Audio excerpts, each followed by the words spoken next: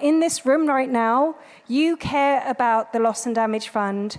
You have been fighting, all of you, for the Loss and Damage Fund to happen to help communities on the ground. So all of you, some of us, Harjeet said he's been fighting for this for 14 years, some of us a little bit less, but actually everybody, round of applause, everybody making this happen. Celebrate, let's celebrate it.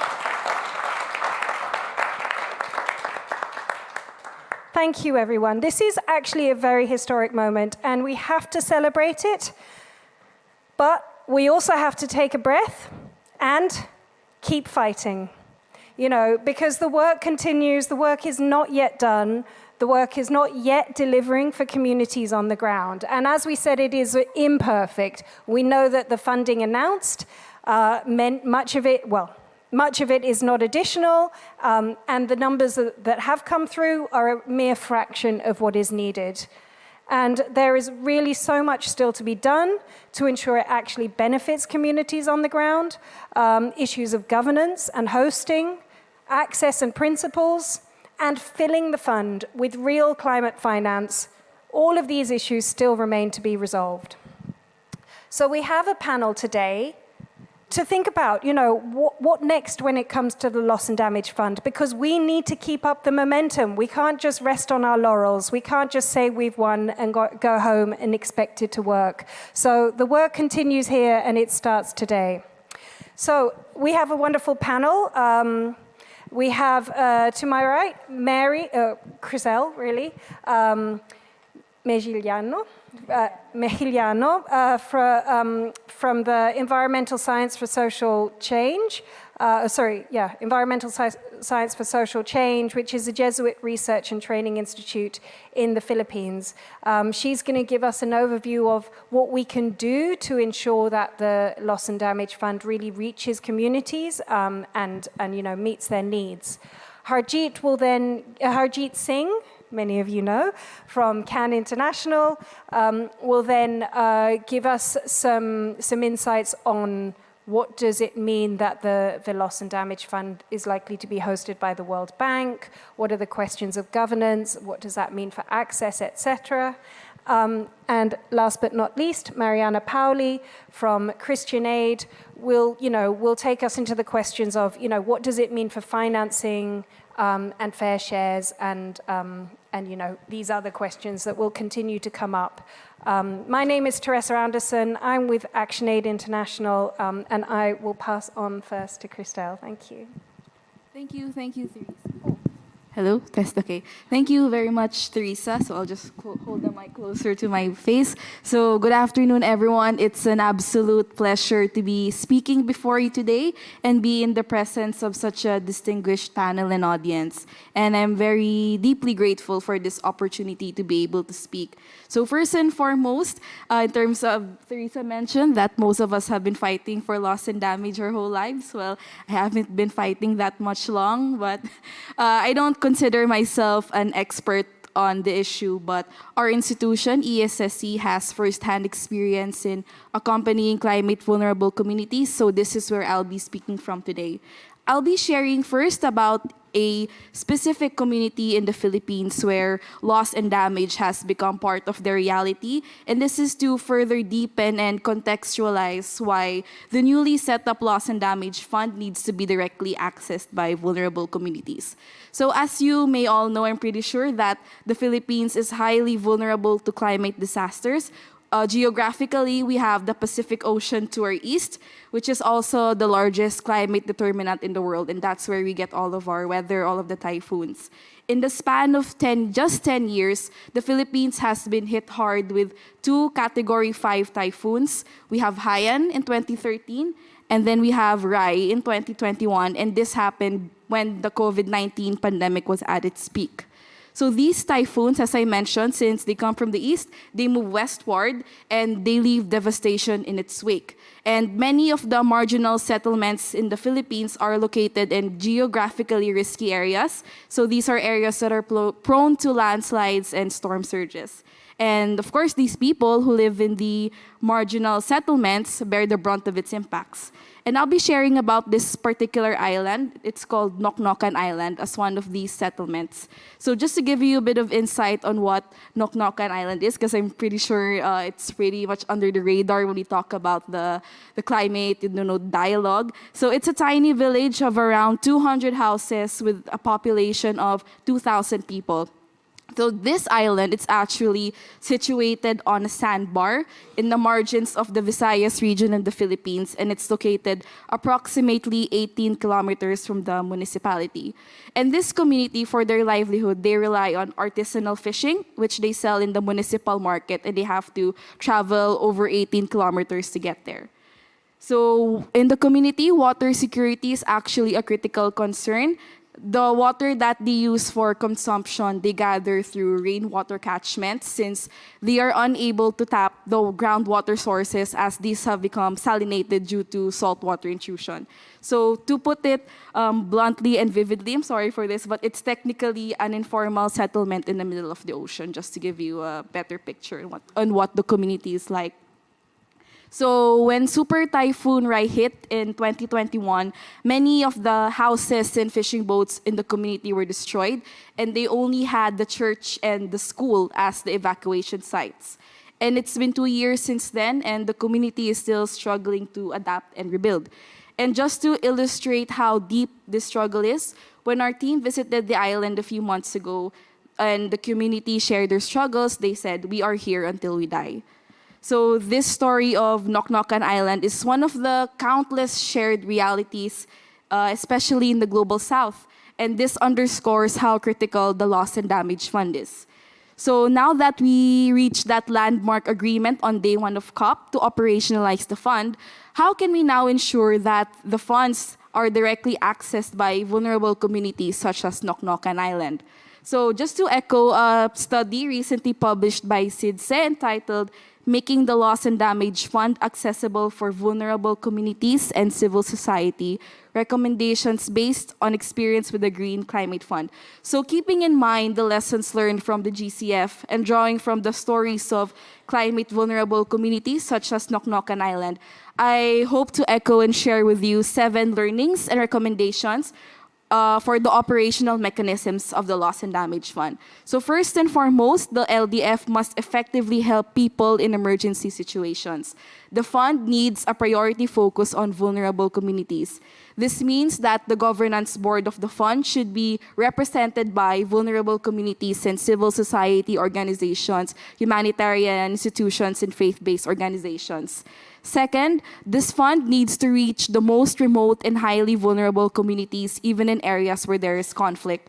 Humanitarian organizations and faith-based groups can be tapped to ensure the flexible delivery channels of this fund.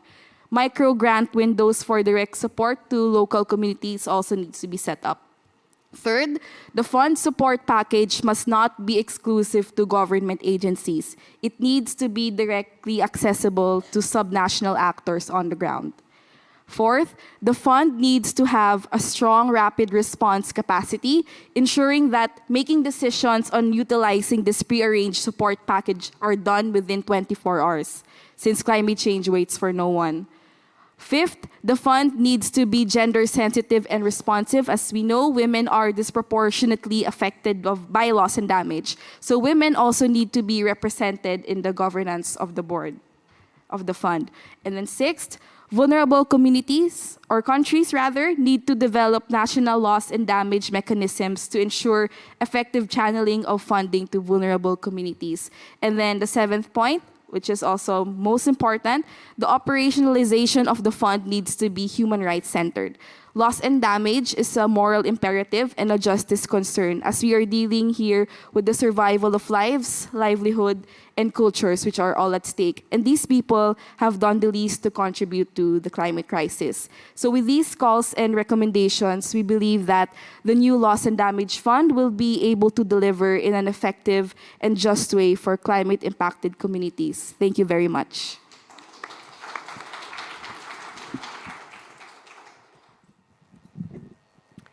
Thanks very much, Criselle. And I would like to repeat the name of that report mentioned by Criselle, Making the Loss and Damage Fund Accessible for Vulnerable Communities and Civil Society. That's been a really useful briefing by SIDSE. SIDSE's co-organized our event today. Criselle is a member of SIDSE. And I think it will be useful if people want to look it up at taking forward onward discussions as the details of the hosting and the arrangements of the of the Loss and Damage Fund, particularly with the World Bank, move forward. So just want to flag that report for you. So next we're hearing from Harjeet Singh, who's been following climate negotiations and particularly loss and damage negotiations for many years. Harjeet, please tell us your thoughts about the hosting and governance arrangements at the Loss and Damage Fund and what we need to look out for. Thank you. Sure. Thank you very much, Teresa, and thank you, Criselle, for highlighting particularly the access part and putting communities right at the center. I want to go back to the point that Teresa raised earlier and saying we should all celebrate the achievement because we fought for it. I think, let me add one more line to that. Who is this we? Let's unpack that. It's civil society that led the fight. Governments did not have that kind of ambition until June 2022. Let us accept that. Civil society made it a litmus test in 2021. Please don't forget Glasgow. Glasgow was the time when all countries got together and demanded loss and damage finance facility. And then some of us got together. Of course, we were very involved and we made that happen. That's how the trigger. This afternoon, I was facilitating an event at for the Scottish government. And it was Scottish government that came forward, and that's how things changed. So let's not forget, of course, we have to celebrate what happened at Sharm el-Sheikh and now in Dubai, but the history started in Glasgow. That's where we made the first dent and got all countries together and made them realize that this is an important issue. Of course, then there were many factors got together, Pakistan floods, and all that helped in making sure that there's a political will, particularly from G77 and China and unity. I just wanted to get the history right and remind you, the role of civil society. Sometimes we underestimate what we can do. We think, oh, we are not negotiating, we don't have that much of power. This was an example of the kind of power we have if we are united, if we are strategic, if we are tactical, if we know, we can have a laser sharp focus on something, we are united, supporting each other, we can do it. So we should celebrate that. We should celebrate our success on what we actually did. But of course, as Teresa said, it's not enough. There are a number of gaps. Scale, there is no mention of scale. We are talking about hundreds of billions of dollars. And these are all also old studies, which say you need $290 to $580 billion annually for developing countries alone by 2030. The way temperatures have been rising, the kind of impacts we are seeing all around us, I'm sure this number is going to go up. And that's exactly the reason we are not putting a finger on a particular number, because it also depends on mitigation. It depends on how much support we are offering to communities and countries for adaptation. So let's not make the same mistake we did for $100 billion. We are bloody stuck with that number, which does not represent the reality. So let's not do it. And that also puts pressure on the entire system, and that's where GST conversation is important. So what we are missing in the text that we got agreed on the day one, let us try and plug that in the GST conversation, in the NCQG conversation, the new collective quantified goal. Capitalization, yes, the pledges that we have got so far are welcome, but they don't add up. And we need a capitalization plan. The replenishment cycle is 4 years. Impacts are increasing every year. How we are going to really connect that cycle with the replenishment cycle. So let's start looking at those details. And you know what we are realizing? That some of these pledges that have been made, of course, we know that they are not new and additional. But now you also started to see how some language is fluffy, some money is going to loss and damage funding arrangements. Insurance is beginning to pop up again, that they are going to support insurance, which we know is failing around the world. They have been selling insurance to developing countries. It's failing in developed world. Look at the US, California. We have seen how in the UK, when there were floods a couple of years ago, they said places are becoming uninsurable. So why are we putting money into a failed system or a failing system that's not going to work? We need capitalization in a manner that provides real money, and that's where we asked for grant, and that's what is going to be really helpful for communities and not what is being offered right now. And that is something that we need to continue to demand. And that's where, again, the ongoing conversations on global stocktake and the new collective quantified goal are the important aspects, and something that we can do here also at COP28.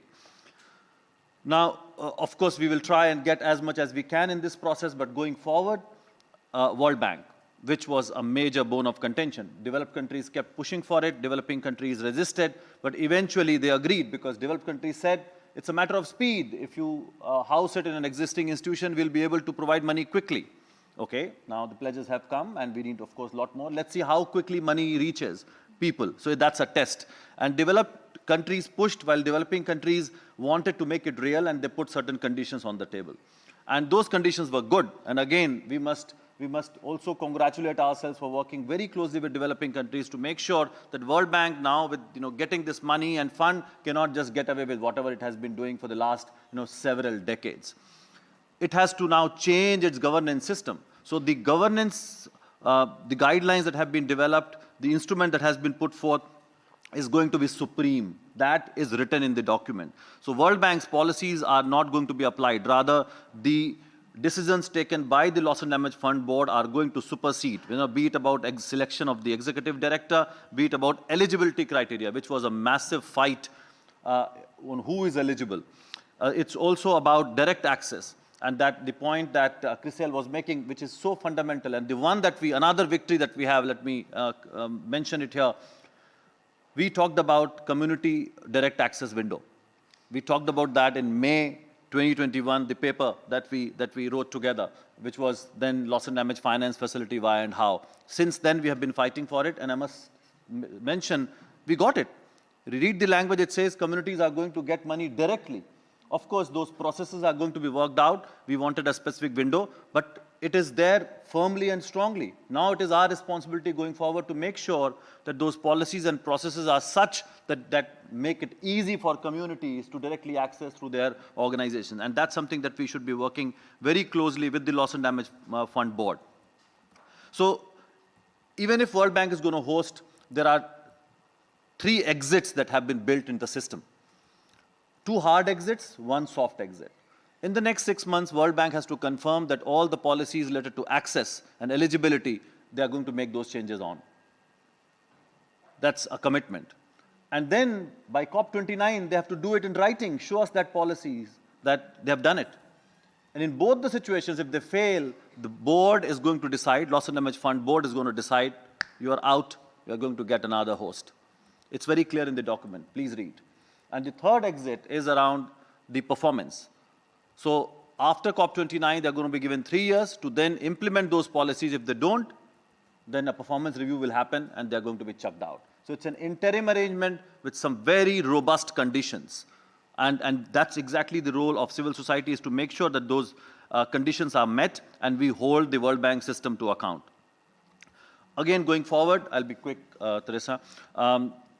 The important aspect is allocation of resources. I'm sure Mariana is going to talk a lot more about finance, but the allocation system is going to be developed by the board, which is important because we fought for eligibility for all developing countries, but we as civil society also recognize that it's small island states and least developed countries in the current context, and there are many other vulnerable countries who need support. And that eligibility criteria has to be, not eligibility, allocation criteria has to be detailed out. So the resource allocation system that's going to be worked upon is going to be important. If you were not engaged in this debate from the beginning, let me explain why we were not, or other developing countries were saying that we have to go beyond the definition of SIDS and LDCs. Small island states, no doubt, they're highly vulnerable and really facing the consequences. But LDCs, it's a dynamic list.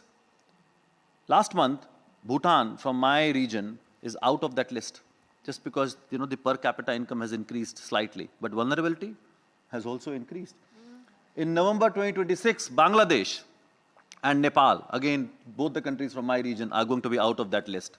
In the next 20 years, you'll probably have 15, 20 countries left. So rich countries wanted to narrow their responsibilities by sticking to SIDS and LDCs. That's why we wanted to expand and say all countries are eligible, but of course we'll apply the equity formula to make sure that countries like Philippines and like Colombia, Guatemala, they all need support. So that's why. And another thing that we are going to be working upon is a trigger mechanism, how money is then transferred, and that's where, again, a lot of work is going to happen. We need scientific and research institutions to come forward and collaborate and make sure that we provide right kind of inputs. I'm going to leave you with 4 keywords, which you all should remember. And we have tried to make it very easy for you because they all start with A, access. We need to make sure that it is accessible to communities and countries. Additionality, whatever pledges we have got, whether they are additional to, so new and additional, to the existing finance that they are providing for climate as well as ODA. Adequacy, whether it's adequate for communities or not. You can't just provide whatever you can. No, that's not going to work. Whether it is helping communities adequately to recover from disasters and are able to then rebuild in a more resilient manner. And 4th, accountability. And accountability is not just about for contributors, but also for implementation. So we, sitting in the Global South, are also going to make sure that money is spent well. And the civil society pressure is important to make sure that it goes to the communities, you know, for which it is intended. So these 4 words, and we actually did a sign-on statement and working with the humanitarian community where we elaborated those. So thank you very much.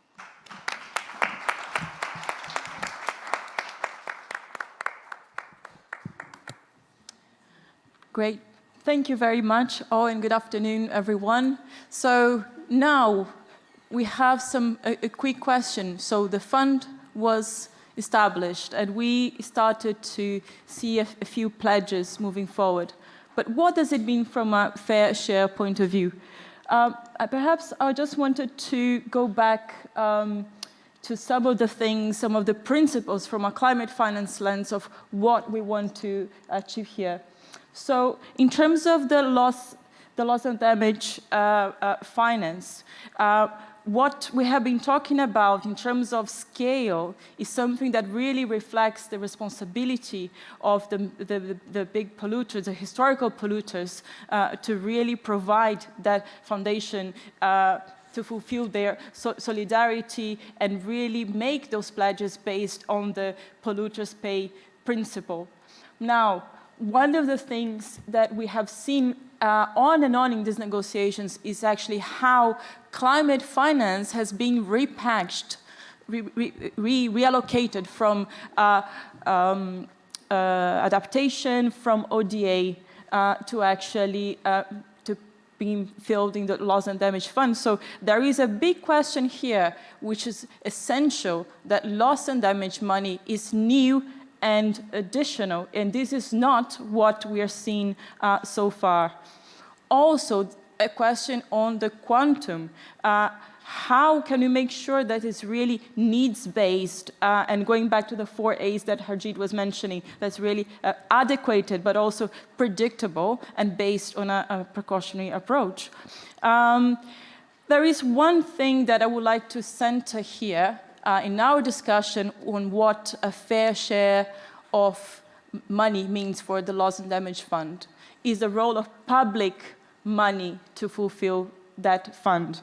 We know how much all the initiatives of private finance, they have a limited role to play in relation to mitigation. They often neglect adaptation efforts, and we know they're completely inadequate to address loss and damage.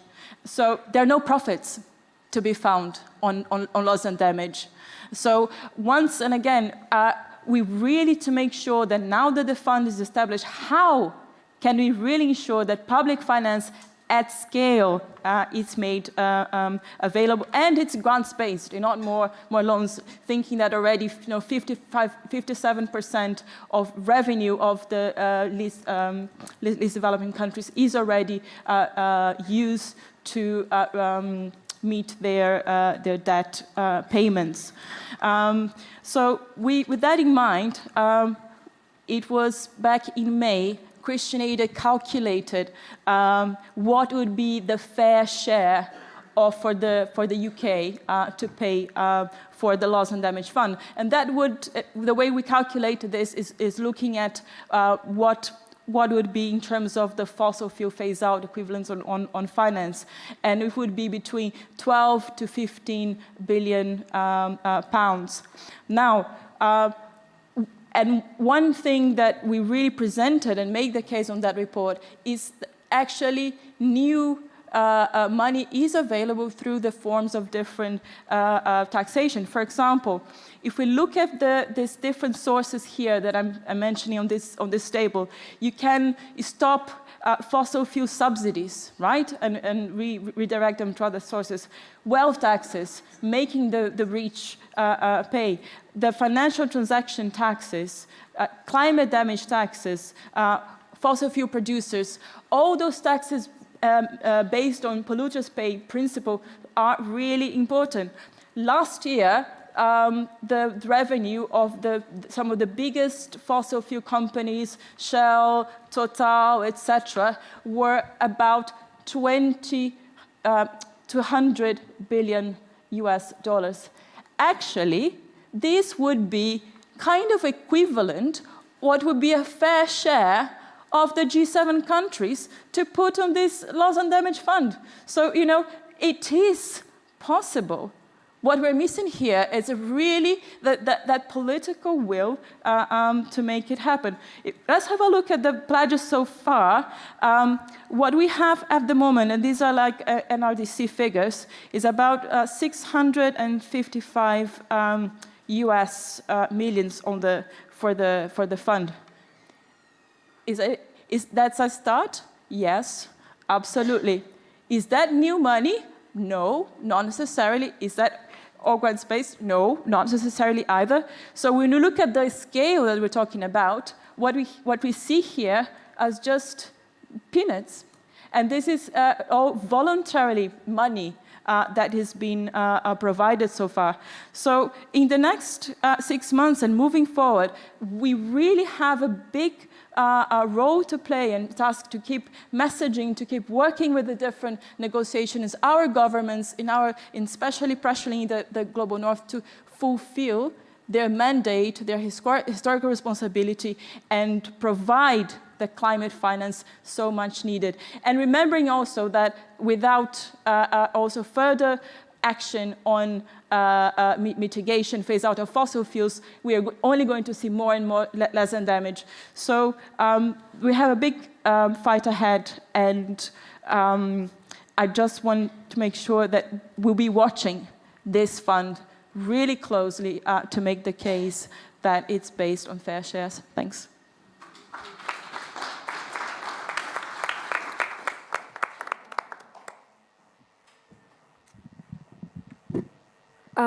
I would like to share apologies from one of our scheduled speakers. We were hoping that Ambassador Adao Soares from the LDCs would be able to join us, but he's actually in the middle of negotiations on the Santiago network for loss and damage. Many of you know that that's also a very fairly hot conversation, or has been anyway. So apologies from Ambassador Adao for not being able to join us here. We do always really enjoy having a government's perspective on all of this. But we'd like to throw, obviously, the room open. To those of you in the room. Any questions or even comments? We actually very much welcome comments, not just questions this time, because we think that there's some great insights from people in the room. So please share your views and share your questions. Yes, sir. Do we have a roving mic here? Yeah, thank you.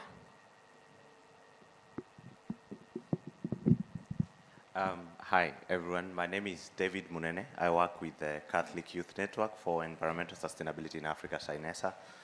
I would like to thank all of you for organizing this very, very important side event in a space where I feel that loss and damage was agreed upon on the first day to sort of silence us and put the devil in the details. But I think it's still work in progress. Harjeet, thank you very much for your dedication to this since before COP27 and all. So I have just a couple of insights and then a question. Number one of the things that I was grappling with even before the transition committee number 5 met was the question of why World Bank? And why not Africa Development Bank, which is comprising of the countries that are also suffering from the same? Because on the other side of the divide, for example, my country is burdened with debt from World Bank. So I'm wondering whether it's possible for me to show a good face on the front and an ugly one on the back side. But it's just a question I'm grappling with, and maybe you can help disambiguate that. The second thing is, again, on the World Bank. Do we have key performance indicators? Because it says for 4 years, but I think for those who've been in the space for long enough, it's usually a testing of the water so that then the river can be built where it's not supposed to be. So maybe after 4 years, we will have, oh yeah, they performed very well. Because again, this depends highly on the board. And I look at the constitution of the board, I see 14 to 12. 14 to 12 because 12 from the developed world, right? Usually they tend to stick together from history in various other areas. The other 14 is debatable. And if a decision is going to be reached upon by voting and we require 4/5 of the board to sort of turn over a decision or something, how are we as civil society actors going to ensure that the board that is instituted is actually accountable, especially the 12 from the developed countries? I would like to rest there. Thank you. Thank you so much, David. I'm sure you're triggering a lot of thoughts in people's heads already. So please, let's join a conversation about that. Yes, please. Hi, my name is Zoha. I'm a researcher at the Stockholm Environment Institute. Nice to see everyone, familiar faces. I wanted to ask about civil society representation on the board of the fund. Following the TC process, I remember the earlier versions of the text, particularly the US proposal, had a proposal for 4 seats reserved for civil society. Then I think by TC3 it was watered down to 3, and then now there's no civil society representation on the board. And I wanted to understand which countries opposed it, because I couldn't attend some of the meetings, and whether it really came from developing countries that that civil societies were not going to be represented on the board, and if that is the case, why? What is the reasoning behind it, and how can we make sure that those most affected will still have decision-making power, even if they are not represented on the board of the fund? Thanks. I suspect that's a good start. Harjeet, would you like to respond to it? You can come in on the World Bank later, or should I start? So, World Bank, absolutely. Right at the beginning when the suggestion was made that World Bank should become the host of the fund, we were all against, and exactly for the reasons you outlined. We know the history of the World Bank, the way it has caused inequality around the world, and the way it arm twists developing countries to change their policies, to make them more fit for multinational companies to come and invest there, and so that money eventually flows back to its shareholders. We know the game World Bank has been playing for a very long time, and Mariana can talk more to that. I think from a KPI perspective, again, some of those details are going to be worked upon next year. I think what we must appreciate the amount of work that was needed which happened in the last 9 months, starting from March. Imagine 5 TC meetings, 2 workshops, you are designing a fund. It wasn't easy. And it was not similar to Green Climate Fund, although we could have a lot of learning from the Green Climate Fund, but it is very different from the way that fund was conceptualized, and we have learned a lot from that. So I would say a lot more needs to happen between now and middle of next year, when the board is constituted and policies start getting drafted. Again, our role is extremely important, and I'll connect that with the next question on civil society. To hold the board accountable, I think we also need to make sure that there are right people on the board. And I'll be very honest in saying I'm very anxious who is going to be on the board. If again they are going to be simply negotiators, trust me, we will be stuck with the same situation as Green Climate Fund. Ideally, it should be a good combination of experts, and of course we need some negotiators because there is always politics involved. But we need people who understand it. In fact, some of us who supported developing countries wholeheartedly, but there were points when I was very insistent upon saying that we need to create a mechanism where the secretariat must be given some more power to do allocation of money. Because if on one hand you are saying speedy response, and you meet like a Green Climate Fund board, how can you ensure a speedy response? But there is so much of trust deficit that's there that developing countries were initially not agreeing to. And we then tried to convince them. And because they are negotiators, the reason I'm saying it, because they are negotiators. Imagine if they are really experts, they would say, actually it makes sense, let's create an allocation criteria, give the responsibility to the Secretariat. The moment a disaster happens, if that incident meets that criteria, transfer the money. At least the initial couple of $1 million should be transferred by the Secretariat itself. But one, of course, because it's housed in the World Bank, and then all the history, so they are not wrong. It's just that we need to go beyond if we really want this fund to perform very differently. So I think a lot of such things need to be think through afresh. I know we have a lot of baggage, but if we really want this fund to be efficient, we need to look at that and work with our developing country and also developed country partners. I was on a panel with Debbie from UK government, and the concerns were being raised on how money is going to be spent, and there were other parties and other conversations. We met the French minister. Remember, the French contribution is conditional. $100 million because they want to make sure that the governance is good enough. I mean, come on, you're going to be part of it to design. How can you put that conditions? That's exactly the reason we didn't want World Bank, and now you're putting another layer of conditions. So anyway, the point is, yes, there is some concern that money may not be spent well. That's why we need to have better accountability systems, as you were saying, to make sure that board is accountable, the Secretariat is accountable, and eventually money reaches. Now, on your question, Zoha, on US, whenever US, and I'm going to make that statement, whenever US says that it believes in civil society participation, never trust. Whenever US says that, oh, it's all for human rights, never trust. We know what US does when it comes to human rights. We know what US does in the name of civil society. You know what the package was? They were saying members from the philanthropic community to be on the board.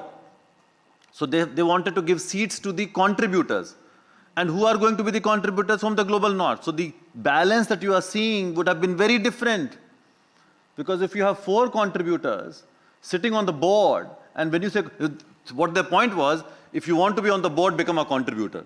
I mean, come on, it's your responsibility to contribute. So that was the game.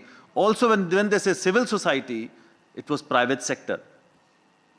So developing countries, and I can tell you, majority of developing countries wanted civil society to be on the board and with voting power. We were also saying, although we were a bit hesitant, and I'll be very frank, because voting power, especially when money is being transferred, you need to have a lot of robust systems within our own civil society, because then that person who sits on the board becomes really powerful, and all kinds of influences can come. We are all human beings. So are we ready for that? I think that was the question. But of course, we did say, fine, we will go for the voting power. But when the proposition was with private sector involved, the developing countries said we can't. So the reason we got excluded from the board with voting power was because private sector was there. How can you give private sector that voting power and to be on the board? That's why. So you have 2 solid paragraphs in the text on civil society participation in terms of creating processes and mechanisms. Now we have to claim that space so that we are really, and in fact, when you speak to any negotiator, any transitional committee member, the first sentence they say when it comes to loss and damage fund, they recognize the role of civil society, both developed and developing countries. So they know the role we played, because nobody knew how this fund is going to be designed. They all were looking for answers, and we were also providing inputs. You were involved. SEI has been, providing all the inputs in terms of governance. So we all came together and provide that, and I think that spirit has to continue. Sorry for the long response.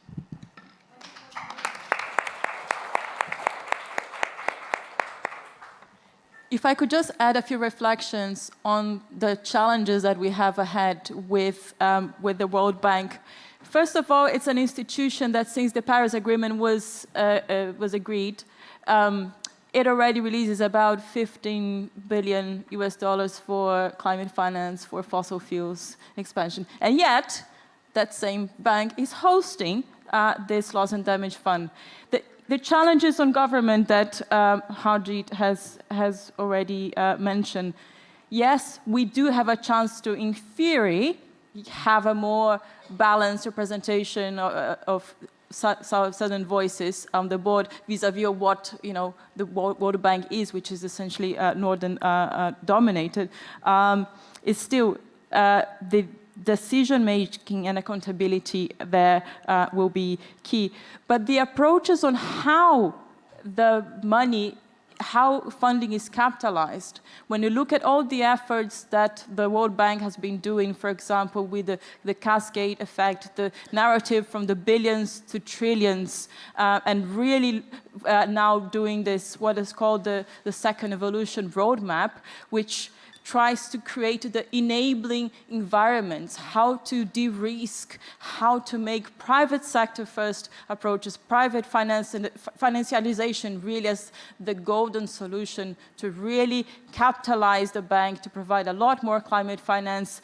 And the way they disperse that, again, is with a number of conditionalities for those enabling environments and the rest of it. So how can we secure that the money that will sit in this loss and damage fund will really respect the conditionalities, the conditions that were established here at COP? This is something really critical for the next 6 months and beyond. And I really hope that in 6 months down the line, we can find concrete ways to measure to what extent the World Bank will not continue to deliver or thinking that we'll deliver as business as usual, rather we'll really implement the conditions that were set here. I think that's one of the biggest challenges ahead.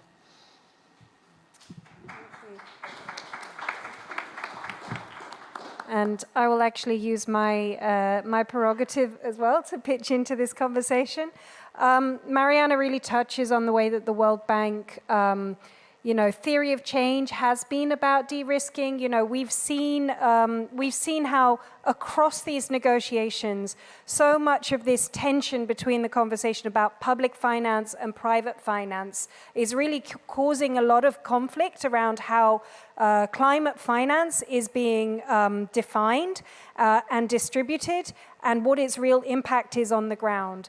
And part of the problem is that we see increasingly governments, often through agencies like the World Bank, are using public finance to essentially subsidize private finance institutions and then saying, oh, we're leveraging more finance, but that finance is loans, essentially. So even those little available public finances are still being transformed into loans, and communities on the ground aren't even getting the grants. And, we've seen the World Bank do this. We've seen across climate negotiations, this kind of strategy being used to define climate finance. And of course, our fear is that the World Bank will do exactly the same with the Loss and Damage Fund, and we have to avoid that happening. Another thing that I want to flag caution about, and Harjeet did briefly touch on, is the lessons from insurance, right? We've seen a lot of discussion about how insurance systems like the Global Shield could be seen as a strategy for addressing loss and damage. Of course, private insurance companies are positioning themselves as the ones to absorb, whatever public funds there are, and again, profit off disasters and theoretically distribute funds to communities. But we know they're private companies, so of course it's in their interest to do what insurance companies always do, which is to say, well, you don't quite meet the conditions for the payout. And we've seen that happen actually in several instances of climate risk insurance, where especially parametric triggers are used, where parameters of what is defined as a disaster to get the money payout. This particular disaster or that particular disaster wasn't defined in the small print, so you don't get the payout. So we need to be really cautious about treating insurance in that way. And we need to learn the lessons when we apply this, this trigger mechanism in the loss and damage fund, that we don't make the same mistakes that the insurance companies do when we define triggers too narrowly. So, so a lot of lessons still to be learned. I'm really happy to see a lot of nodding, and we need to make sure that this really does work for communities. Criselle, do you want to contribute anything, or So can it's more open of the a- conversation a bit more? Thank you very much. So the insights of the panel have been very, such a huge learning experience for me as well. So I guess this is more of just my own thoughts and questions. So what is clear with the World Bank being the host of this fund, that to put it frankly, it's very problematic. And we really see that there needs to be a reform in terms of the funding architecture of how these banks are structured. So it's just more of a thought, because this has been already emphasized by Mia Motley. So how can exactly we as civil society form a cohesive voice in calling for this reform? Is there any way we can do that? Is there a practical way forward? Since, as Harjeet mentioned, that civil society played a huge role in getting the loss and damage fund agenda during Glasgow. So I'm just wondering if there are any pathways that we can explore as civil society to call for this reform, since if this doesn't change, we'll be just stuck in a loop. So yeah, it's just a question for everyone. And yeah, thank you. And thank you, Criselle, and I'll come back to you later, Harjeet. But and I want to add to Criselle's question, because we're pitching questions back now to all of you. So get ready. You know, if you've got an answer to Criselle's question, and I have a complementary question, which is, those of you in the room, you know, are you activists? Are you academics? Are you scientists? Are you governments? How do you see your role taking it forward? So give us your thoughts, please, on these questions. Yeah, we'd love to hear. Thank you.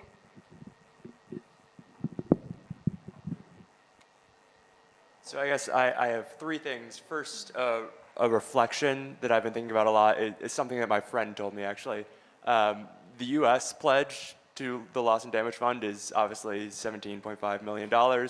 I'm Jonathan Kim. I'm from Indiana University. I'm a graduate student there.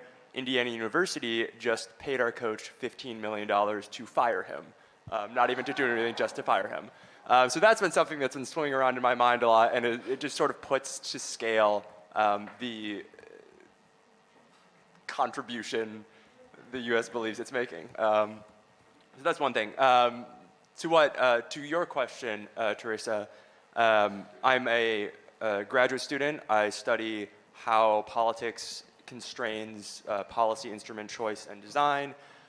So the way I see my role is, figuring out the avenues that are most effective in changing how policymakers make decisions, and using that research to enable activists, right, to seek out these best pathways forward. And my question is sort of building off Criselle's. Harjeet, you mentioned using the GST as an avenue to strengthen the loss and damage fund. I'm wondering if you can explain a little bit more what that looks like. What are you envisioning? What role does that play in the L&D fund? Thank you. And yeah, thank you for that shocking number about, the coach being fired for 15 million. My personal favorite number is Beyonce's new house cost 88 million.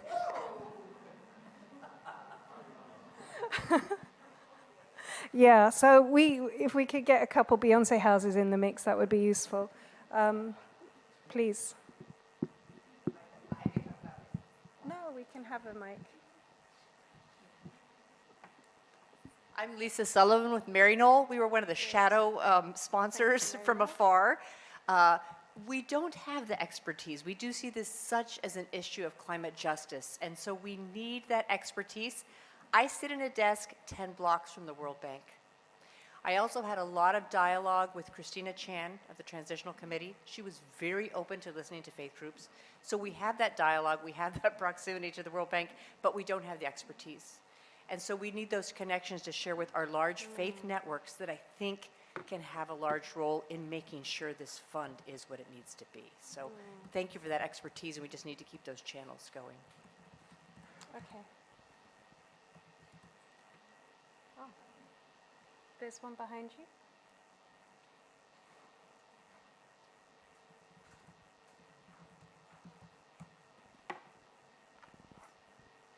So thank you so much. My name is Sheila.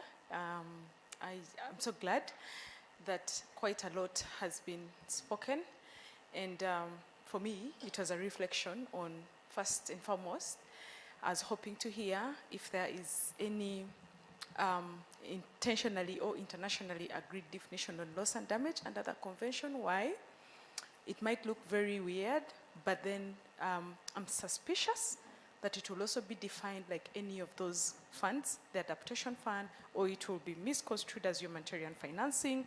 So is that something that we have all understood, and is it something that we've all defined under the framework, such that when we get back to, we are apparently doing our national adaptation plans, so that this confusion is not taken in there, and then the people that are supposed to be the right targets for the fund miss out simply because of a definition.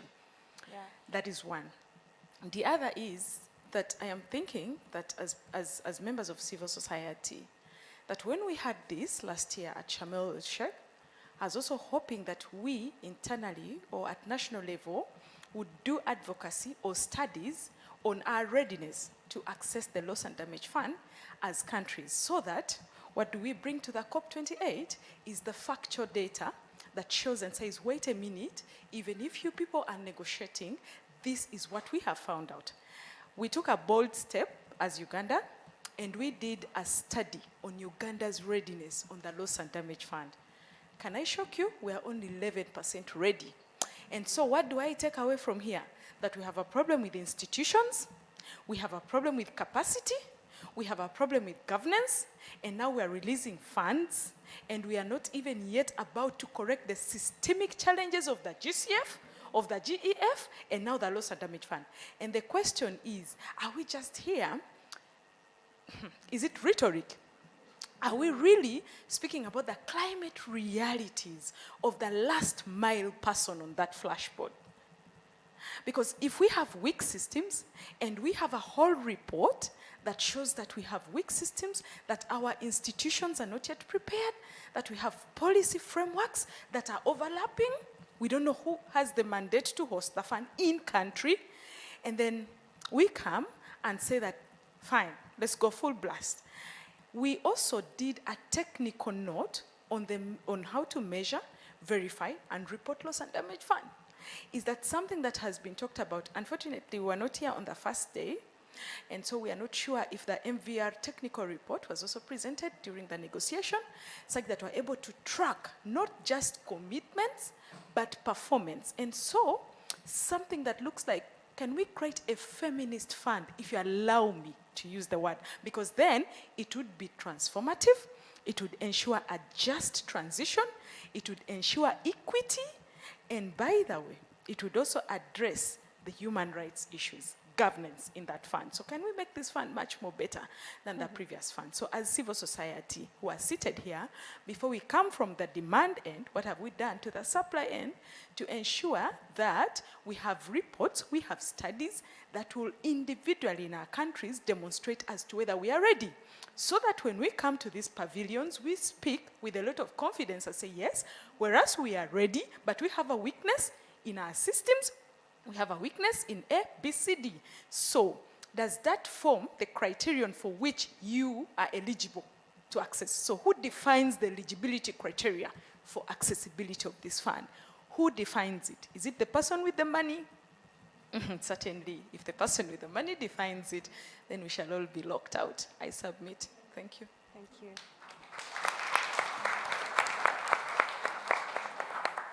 Yeah, so I was also just hoping, I was also hoping that we would have somebody probably from the communities also sit at the panel so that they give us the realities of loss and damage. Thank you.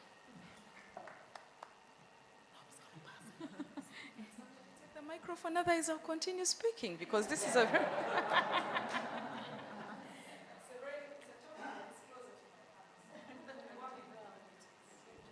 Okay, we're going to go with Harjeet next. We're going to have the panel respond, and then we can have new questions. Okay, let me probably start with the last one. So thank you very much for raising those issues. And coming from Global South, we have to be very vocal about it. You know, there are major gaps, and thank you for highlighting. And we have to shift gears, and that's the point. And that's why this event very aptly named, What Next? And we have to talk about, after now getting this decision, what is our role? And that's why, you know, Teresa asked, we come from different, you know, parts of the society. We have different roles to play, and we need all hands on deck approach. We all have to contribute. Nobody has all the answers. So what exactly do we have to do to make sure that this fund is real and actually make sure that it respects human rights, it has a feminist approach, and making sure that it is accountable to people. And for that, we have to go back and do a lot of work back home in our own countries. They're not ready. In fact, I'm remembering Salim, who I worked very closely with, shoulder to shoulder, fighting for this fund. He himself was trying hard to have a national mechanism on loss and damage for a very long time. And imagine in Bangladesh also, it wasn't easy. So our governments also have to step up in the developing world to make sure.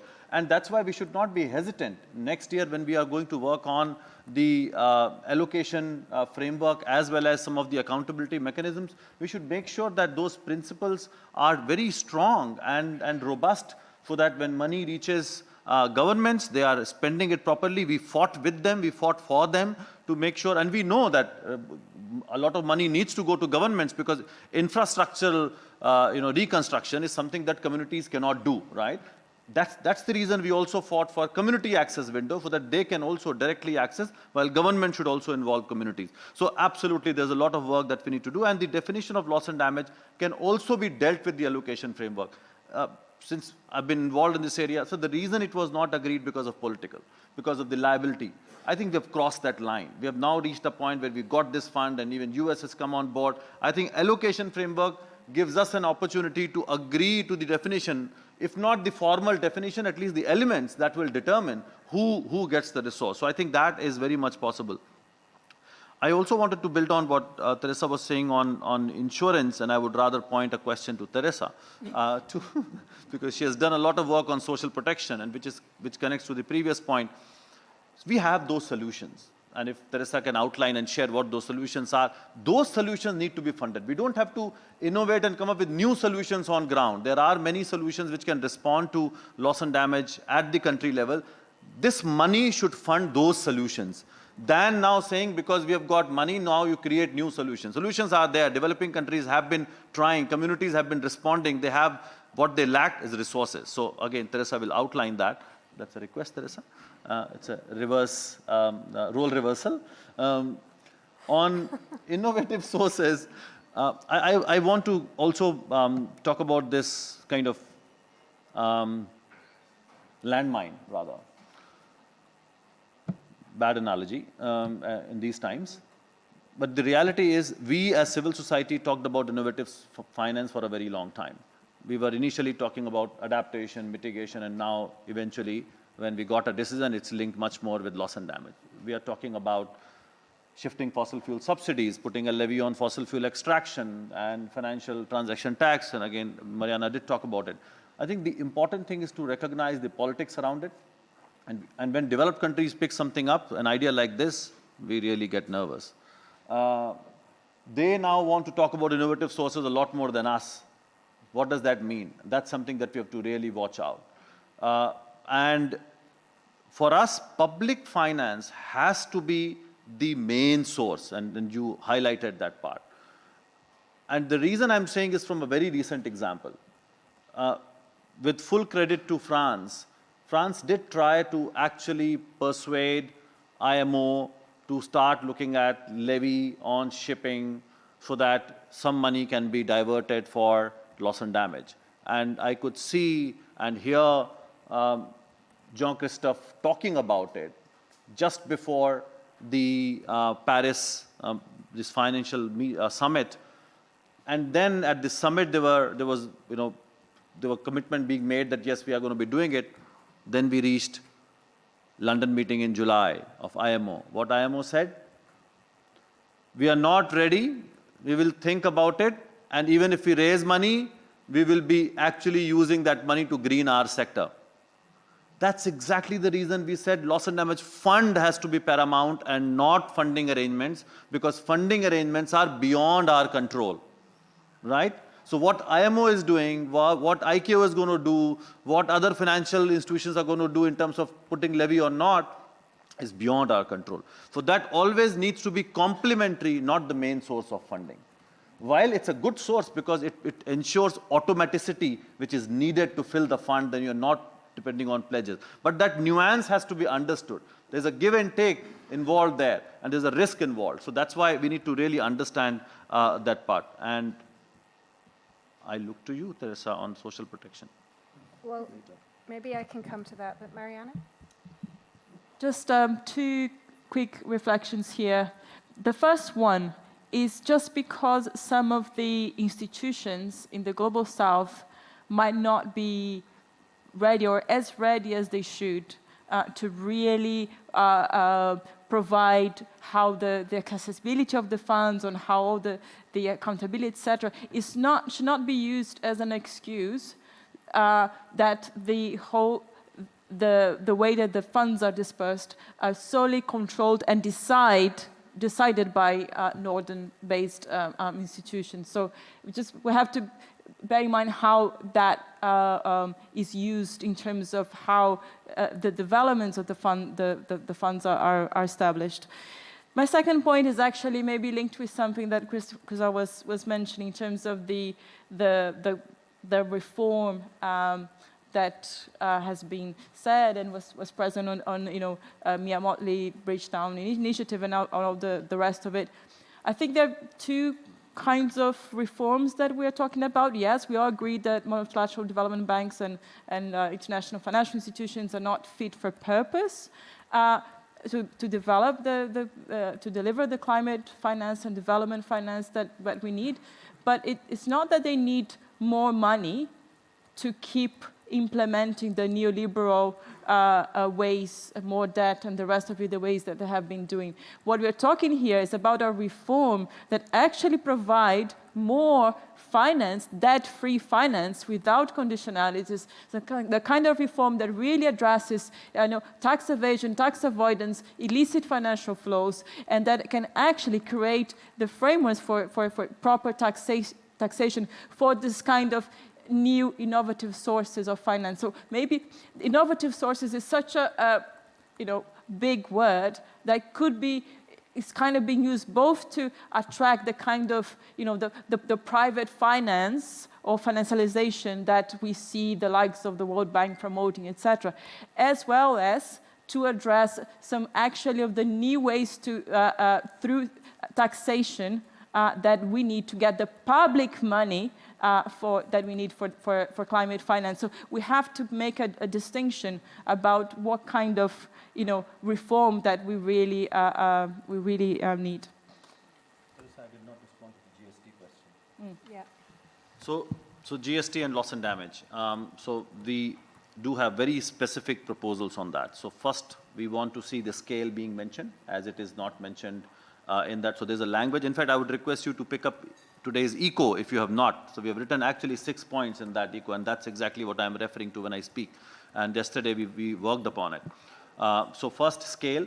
We need to make sure that we talk about hundreds of billions of dollars, which is not really getting reflected, so that range is not talked about. And then who's going to provide that money? Of course, the role of rich countries to do that. Also mentioning a sub-goal, which is now connected to NCQG. That sub-goal on loss and damage is extremely important. Then debt relief, something that Mariana, you referred to, how we link that with debt relief. And again, in this conversation, we've already started talking about it. Fourth, human rights. Again, we got a very weak language on human rights only in the preamble, so GST has to make sure that it is strengthened. Fifth, we talked about economic and non-economic losses and damages, the necessary support required. That language has to be strengthened. And finally, the continuum of we have to talk about if we continue burning fossil fuels, if we don't provide enough money for adaptation, then we will be suffering the consequences much more. And by the way, the current text that came out at 5 a.m. this morning does at least have this particular reference very strongly. So if you start evaluating the current text against these 6 points, pick up the eco, then you'll be able to really check where the gaps are, so that in the next few days, we advocate for the inclusion of that text so that we actually get a robust outcome. So the gaps that are there in the current text and loss and damage can then be bridged through this process. Thank you. So just a comment, a response, since our audience from earlier asked about the community level experience and the loss and damage. So I just was reflecting, since in the Philippines, and I might be opening a can of worms when I say this, but in the Philippines, we have this, what we call the People's Survivals Fund. So it's an annual allocation of 100 billion pesos from the national budget that funds, that streamlines finance to support adaptation projects of climate vulnerable communities. But now, as I'm just going back to the requirements of this fund and looking at how exactly can communities access it, there are only 4 requirements, but highly technical. The community needs to prepare a letter of intent. They have to prepare the land use plan of their municipality, the investment plan. So how can you actually expect communities to be able to deal with this, bureaucracy of the process? And they're already suffering the impacts of, loss and damage. So this is just something to think about, and just to bring that point across, that we really do need a civil society to start at home. Thank you. And yeah, that's absolutely one of the key messages that you introduced earlier, that, the example you give is a clear reason why we've been demanding direct access and communities' ability to realistically ask for that money in the design of the fund, so that communities can access it without having unrealistic paperwork or institutional demands. And certainly communities themselves play a really key role in holding accountability or ensuring accountability for the distribution of money when it comes to national level. And I think we'd all love to see a lot more requirements for community participation as funds are distributed, because we know that that is one of the key ways to ensure transparency. Harjeet did ask me a question about social protection, and I hope it's okay that I bring this up, because it is something that we haven't had the chance to talk about recently, as we've been so focused on the fund structure. But as we look forward, what are we going to spend the money on? And thank you for the comment about, institutions, readiness. I think social protection is actually something that we could bring in without too much difficulty. So, we know that when climate disasters happen, communities face a loss of income from crop losses. They face the costs of rebuilding. They're unable to afford planting for the next season if they've lost everything, right? So then the spiral continues. They get pushed deeper and deeper into a poverty spiral when a disaster happens. It's the people who don't have deep pockets who are most vulnerable. Social protection is a really key way of helping people stop falling deeper into that poverty spiral. Many people don't actually know what social protection is, but probably everyone in this room has benefited from social protection in some way. Social protection is something like sick leave, maternity leave, or it can be, parental leave, furlough pay during, pensions, exactly. During COVID, there was the furlough leave scheme in many countries. That's a form of social protection. Housing support, free school meals. These are all forms of social protection. So when a disaster happens, we can apply social protection to help protect communities from falling deeper into poverty. Now, to the question, is there coordination and overlap between humanitarian and loss and damage money?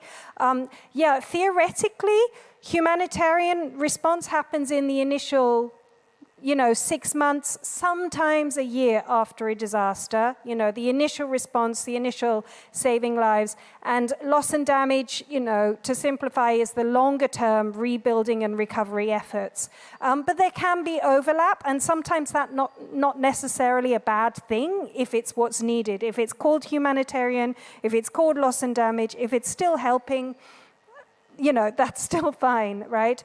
And if we apply it to to climate disaster context, you can have where communities lose their crops, for example, they can get income support. Where communities' homes are damaged, they can get the one-off payments to rebuild their homes and avoid going deeper into debt. Where they lose their livelihoods altogether because of rising sea levels or desertification, they can have training and new kind of job opportunities built in. There can be all sorts of schemes that can really help communities bridge these disasters. So social protection, in addition to the money for rebuilding hospitals and schools and roads, etc., social protection has to be a key part of our loss and damage thinking. And as we move forward, we'd like to see more governments making proposals for social protection to be part of their strategies. And certainly these are issues and recommendations that are coming through on the task force, the various Warsaw International Mechanism task forces. Okay, I think let's take one. Are there any more burning questions or contributions? I think we've had a really rich discussion. I think this has been an amazing audience. Okay, Harjeet, as usual. Sorry, man. You have put such a title, Teresa, what next? And that is such an open-ended thing, right? Yeah. So, and I got reminded of something. In fact, you are the trigger in this case. Because when you talked about social protection and you talked about biodiversity, that was the trigger. So what happened in these TC conversations, Transnational Committee meetings? Of course, there was no time. The focus was much more to design the fund and work on the governing instrument. But one issue that came up very clearly was there was a knowledge gap in terms of what needs to happen on the non-economic losses and damages.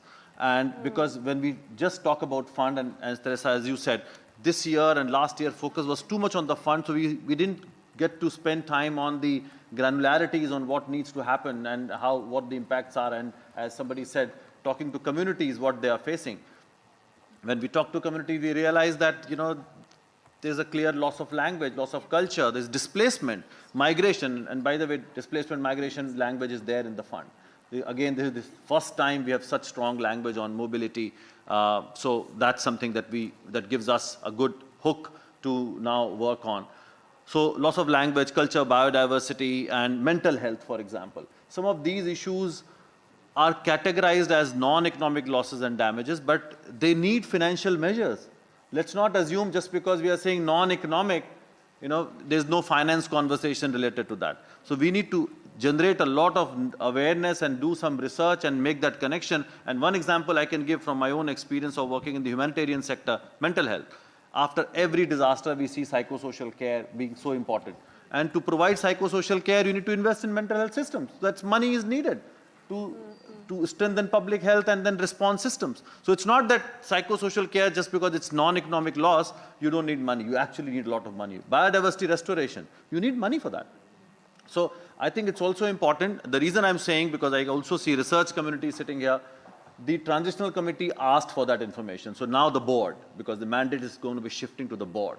Board will need all that information. Resource allocation framework must also talk about non-economic losses and damages. That's why I'm particularly highlighting these areas, that when we provide our inputs and there are knowledge gaps, let's also mention those things so that board is very well informed and the allocation framework has ideas like social protection, what needs to be funded, right?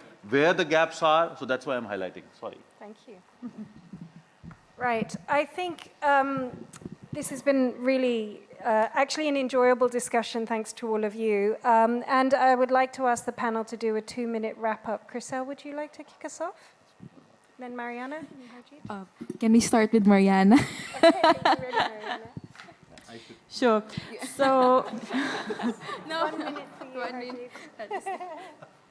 I guess I just wanted to come back to, in answering the what's next question. For me, one of the main reflections that we have to keep advocating for and campaigning is really on the make polluters pay principle and ways that governments can push that agenda forward, especially in the global north, to fulfill their historical responsibilities to fill this fund. So as we discussed here, there are ways they can do it through different forms of taxation. What we need is political will. So within all these negotiations, with public finance being so central, I guess this is one of the biggest challenges that we have. So it's not just, COPs are the big moment to try to get progress on that agenda, but in between, I think, especially now that the fund has been established, we have this really big task ahead. Thanks. So thank you to my co-panelists. It has been such a rich learning experience for me, especially as someone that has just been coming into this whole loss and damage discourse. So I guess what I can say with the wrap-up, I just want to reiterate what Harjeet said about the non-economic losses and damage, since as the arrangements of this fund continues to be further polished, we always need to remember to put the human face in terms of loss and damage and the non-economic losses, because when you quantify and put the value on these non-economic losses, so cultures, families, lives lost, it kind of strips away the value of it. So yeah, that's just, I am sorry, I'm ending on a rhetoric. So let's just see how this whole discussion plays out. We have several days left at COP. A lot more can happen, but all the more important to stay engaged, especially starting at the national level. So thank you very much. Do you really want me to? Okay. I'll go back to the point which with which I started my intervention. We are entering a different phase. But some of the experiences that we had in terms of we working as civil society, recognizing our own power and the way we collaborated, I think we have some kind of a template that we used over the last 2-3 years to bring about this change, which is have a very ambitious target, a super sharp strategy, clear tactics. We engaged with everybody, and many of you are sitting in this room. You talk about UN system, the research community, the faith community, indigenous people, young people, negotiators, not only with developing countries, also with developed world. We just talked to everybody. Media played such an important role. And we need to continue with that spirit and engagement. This is a big thing. Nobody has all the solutions. And we need to work in that collaborative mode, but also realize the power that we bring in. Governments are still not ambitious enough. They still have this 5-year cycle or whatever election cycle you have in each country. They are stuck with that. We need to hold them to account, be it developed, be it developing countries, because we always take sides of people. We always want to represent their interest, right? That's the effort we are at, or that's the commitment we have made to ourselves. So we need to hold our governments to account, and even this system, which has been so easy going, and here climate crisis is happening. And look at how we have really shaken up this system, that even the executive secretary talks about loss and damage, which was not the case 2 years ago, right? So let us realize our power. I think we can do it. We have demonstrated that very recently. Thank you. Thank you.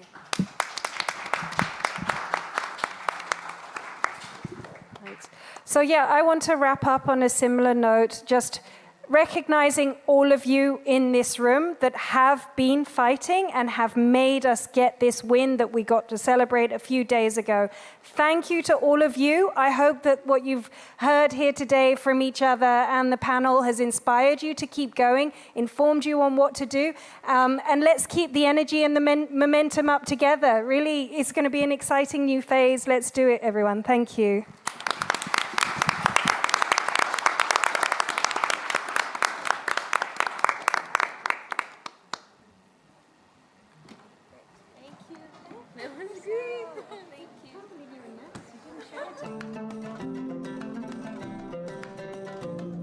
Were you tweeting as well about the event? No, specific. Really. Oh, thank you. I really loved you. You were so clear, but I think you made me go, wow, we can really work together. It's a genuine invitation. Yeah. Let's formalize this. Let's formalize how we work. Let's make something happen. Thank you.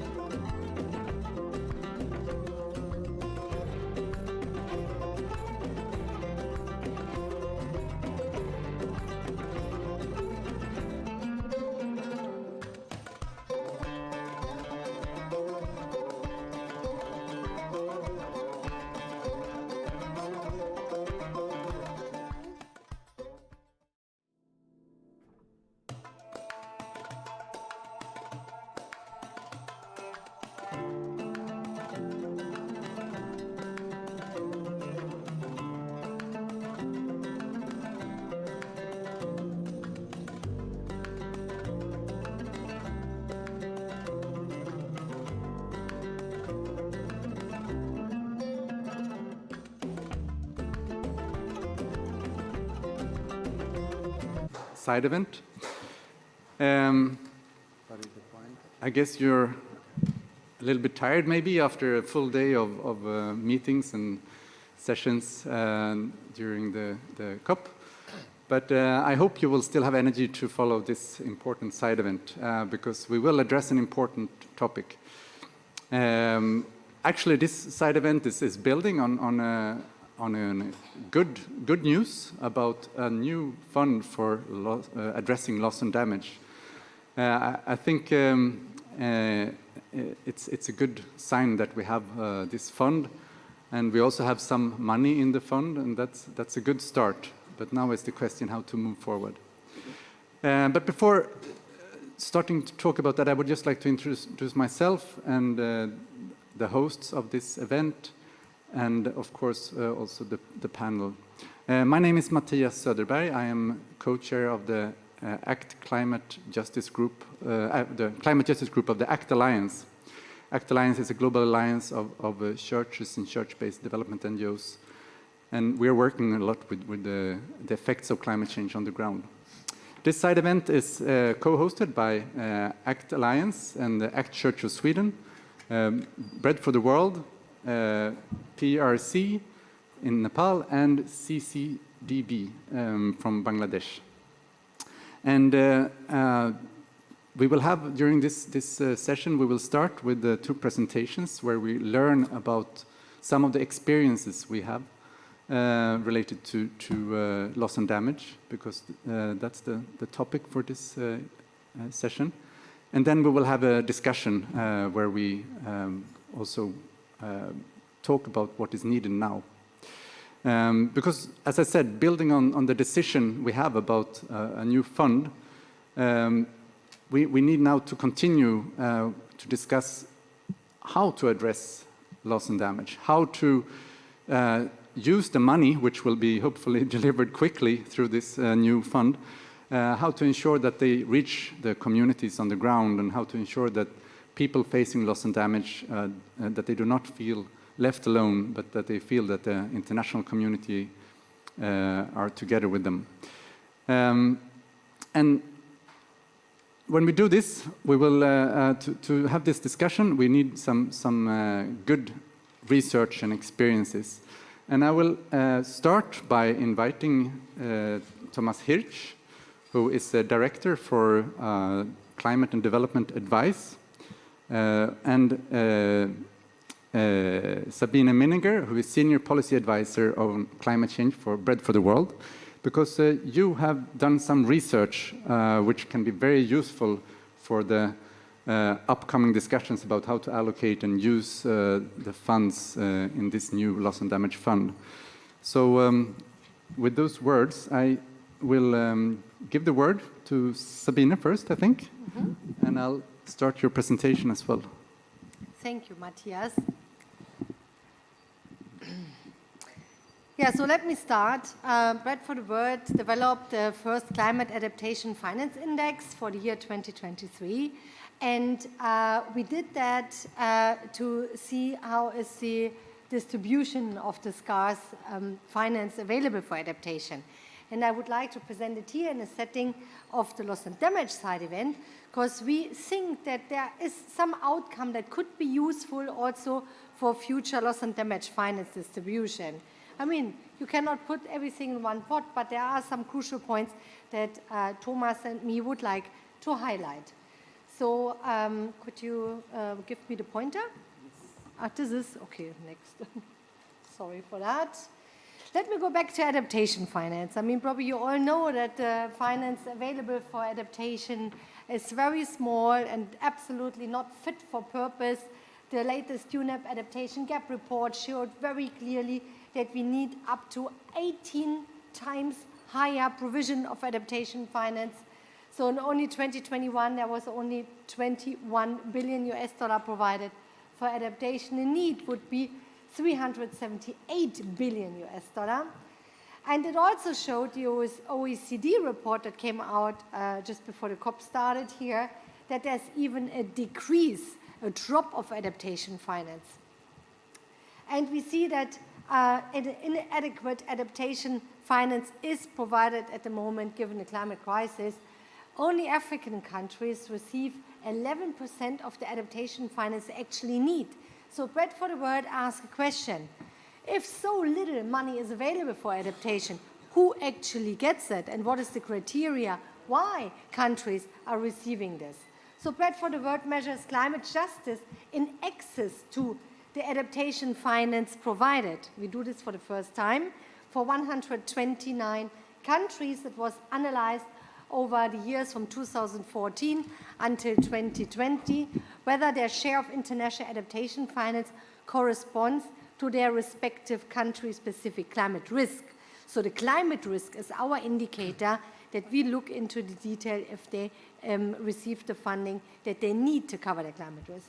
We did this here with my dearest friend, Thomas Hirsch, who is the Director of Climate and Development Advice. He developed the index for Bread for the World, and we also let it review by the Munich Climate Insurance Initiative.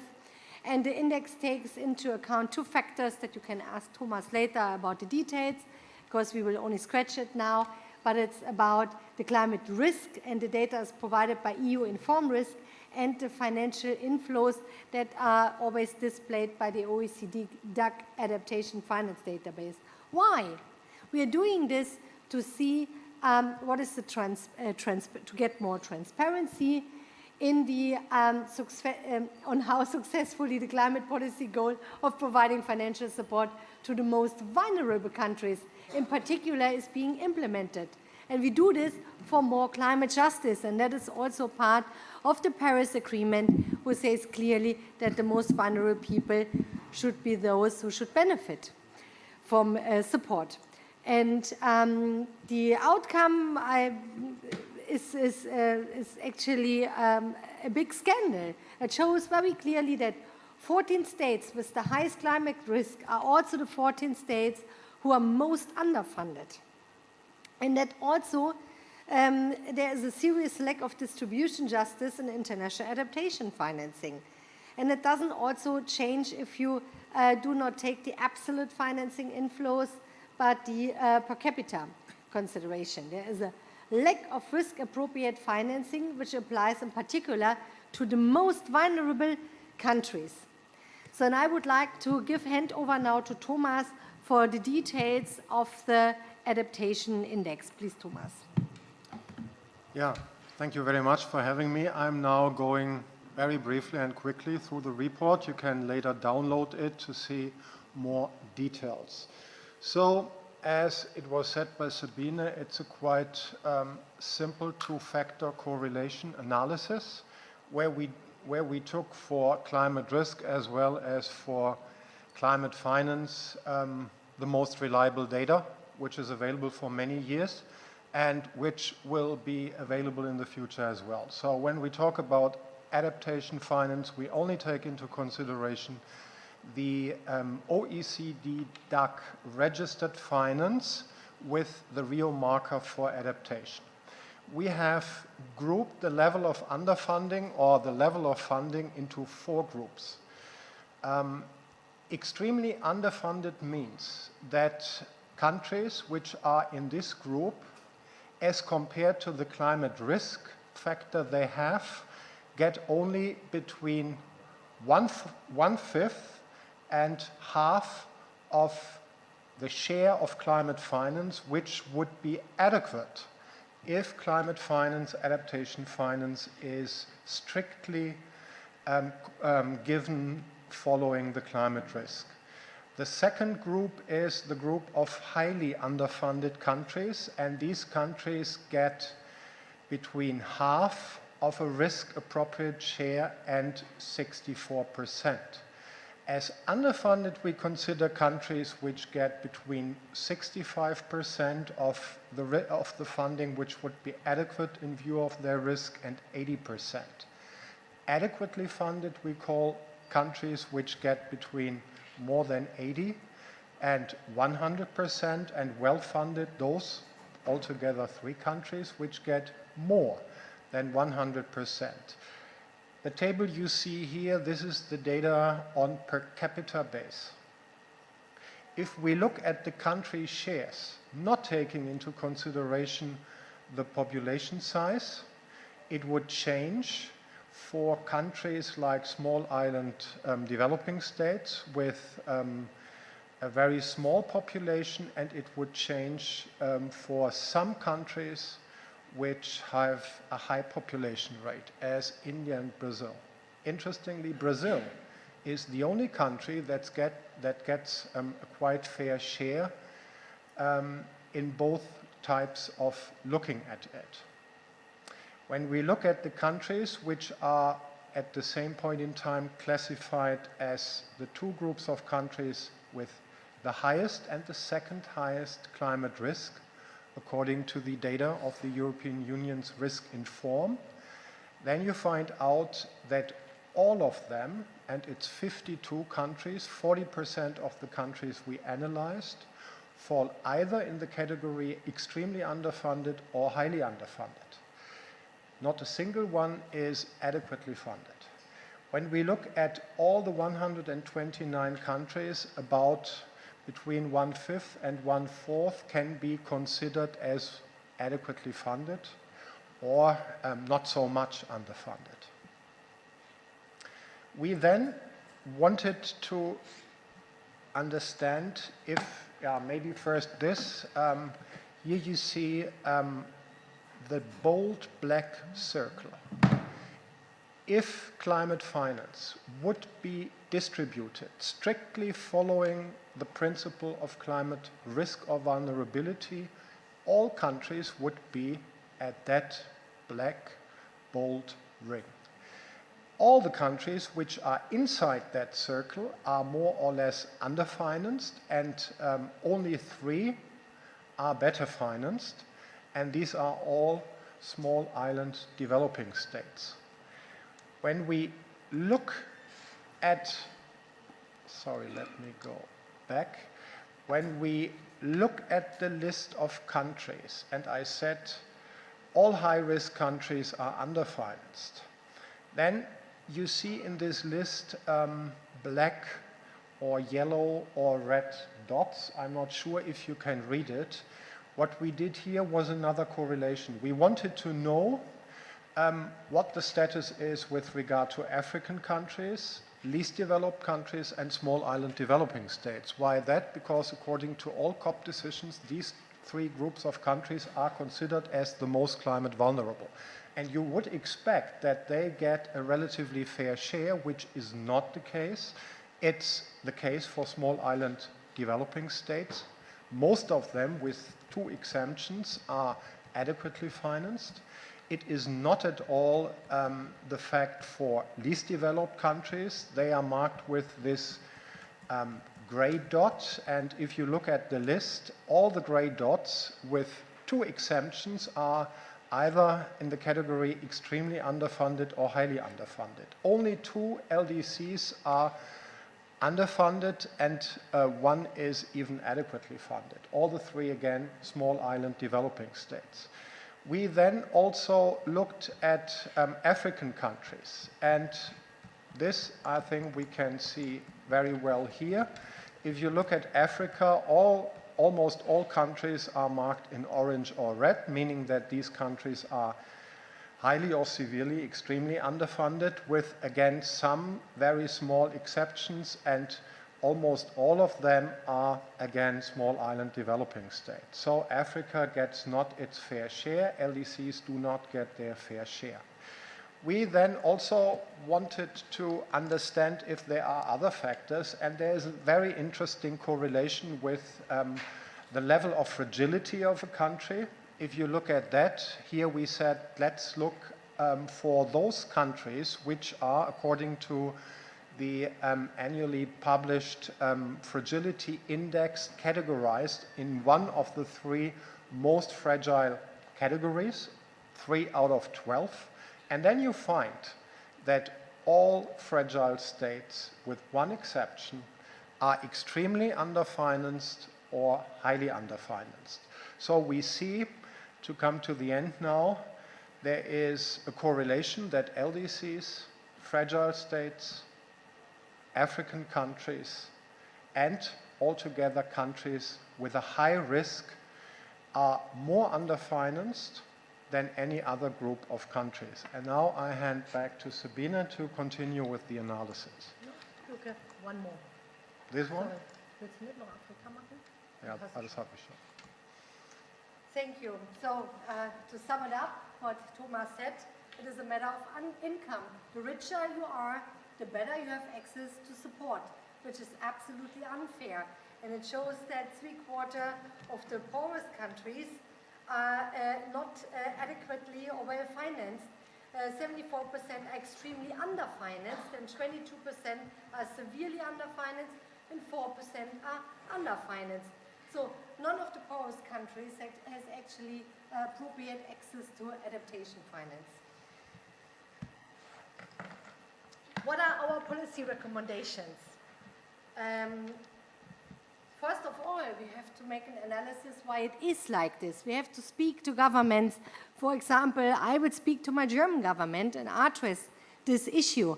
How comes that there is such an unfair distribution of the scarce financial means existing?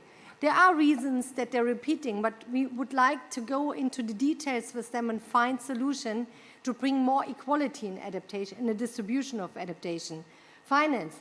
For example, the first most important is they have to better finance countries with the highest climate risk. That has to be in priority.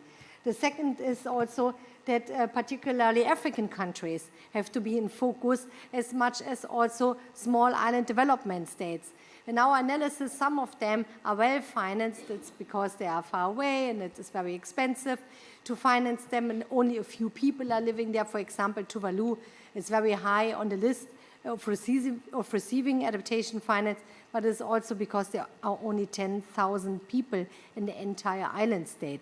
So that is then when they get like one funding, then they are falling out of this of our analysis, and they are very high in the list. Still, many of them are underfinanced. And a particularly interesting thing is, of course, how to deal with finance for fragile and conflict-affected states. And there the excuse is, well, it's hard to work with them to bring the finance to these countries because there's no law enforcement, low governance structures. But the people also in these countries have not added to the cause of the climate crisis. So we have to find ways to bring justice to them. And here, especially NGOs can play a role. Humanitarian organizations who are active in these countries can also take on implementation tasks or fiduciary tasks. A big priority has to be the low and lower middle income countries that need to lift it up and have to get better access to adaptation finance. And of course, a big part has also to pay debt relief and debt for adaptation swaps that the Bridgetown Initiative that is also discussed in other forums can play here a big role, and the inclusion of climate clauses in loan agreements. And that is now our topic of this evening, and I would love to discuss with you how our index could help to bring more distribution justice to loss and damage finance from the beginning. I mean, the last 3 days, loss and damage finance is the first time that it's actually available. Still not really additional to adaptation finance or humanitarian aid or ODA, but that will come in the future. We have now a loss and damage fund, not appropriately filled so far. Of course, we have to work on this. We need 100 times more finance that is available right now. But here we would like to bring justice from the beginning in the distribution and prioritize countries who needed most access to loss and damage finance. And we hoped with our adaptation finance that we could throw a spotlight on countries who are now on the blind side of adaptation finance. Thank you very much.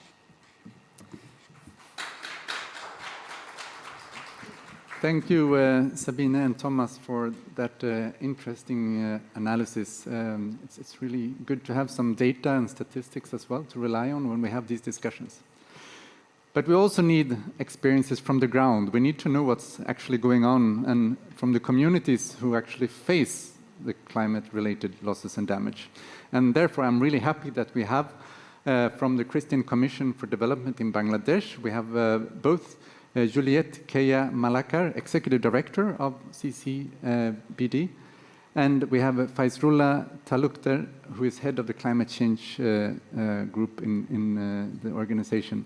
And I'm really looking forward to hear from you, because you know what this is about. And I will now also find your PowerPoint so that we can follow that. Yes. Thank you, moderator, for introducing us. We are from CCDB. We'll share with you our lesson from the ground, from the community. I will try to describe the scenario over there and demand, and our executive director will conclude the session. Firstly, I would like to explain something about the loss and damage of Bangladesh.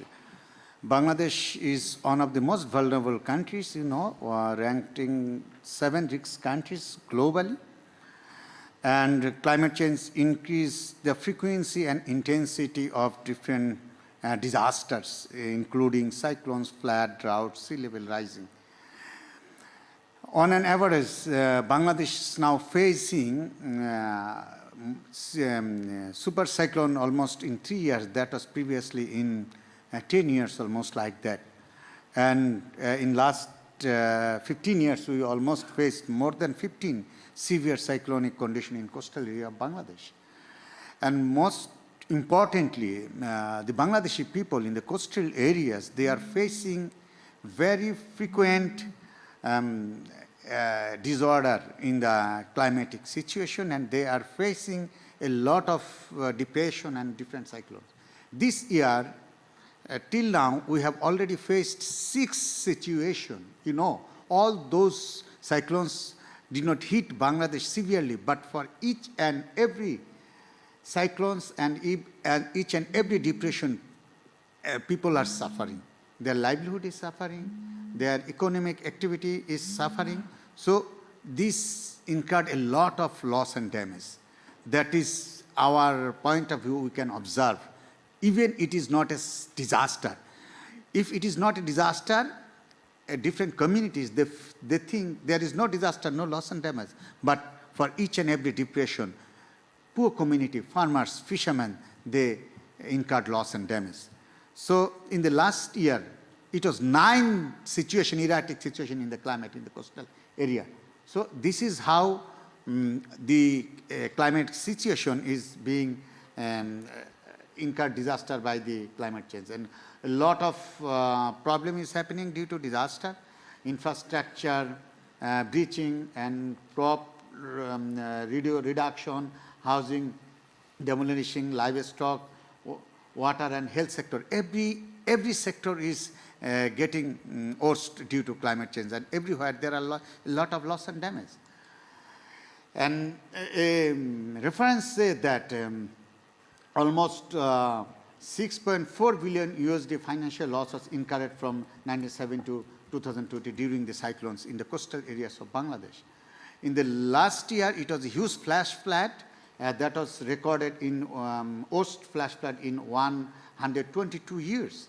And according to Ministry of Disaster Management and Risk Reduction, estimated loss of USD 176 million in housing, USD 230 million in agriculture and livestock sector, and caused damage to 251 hectares of cropland and affected by 663,000 almost cattle.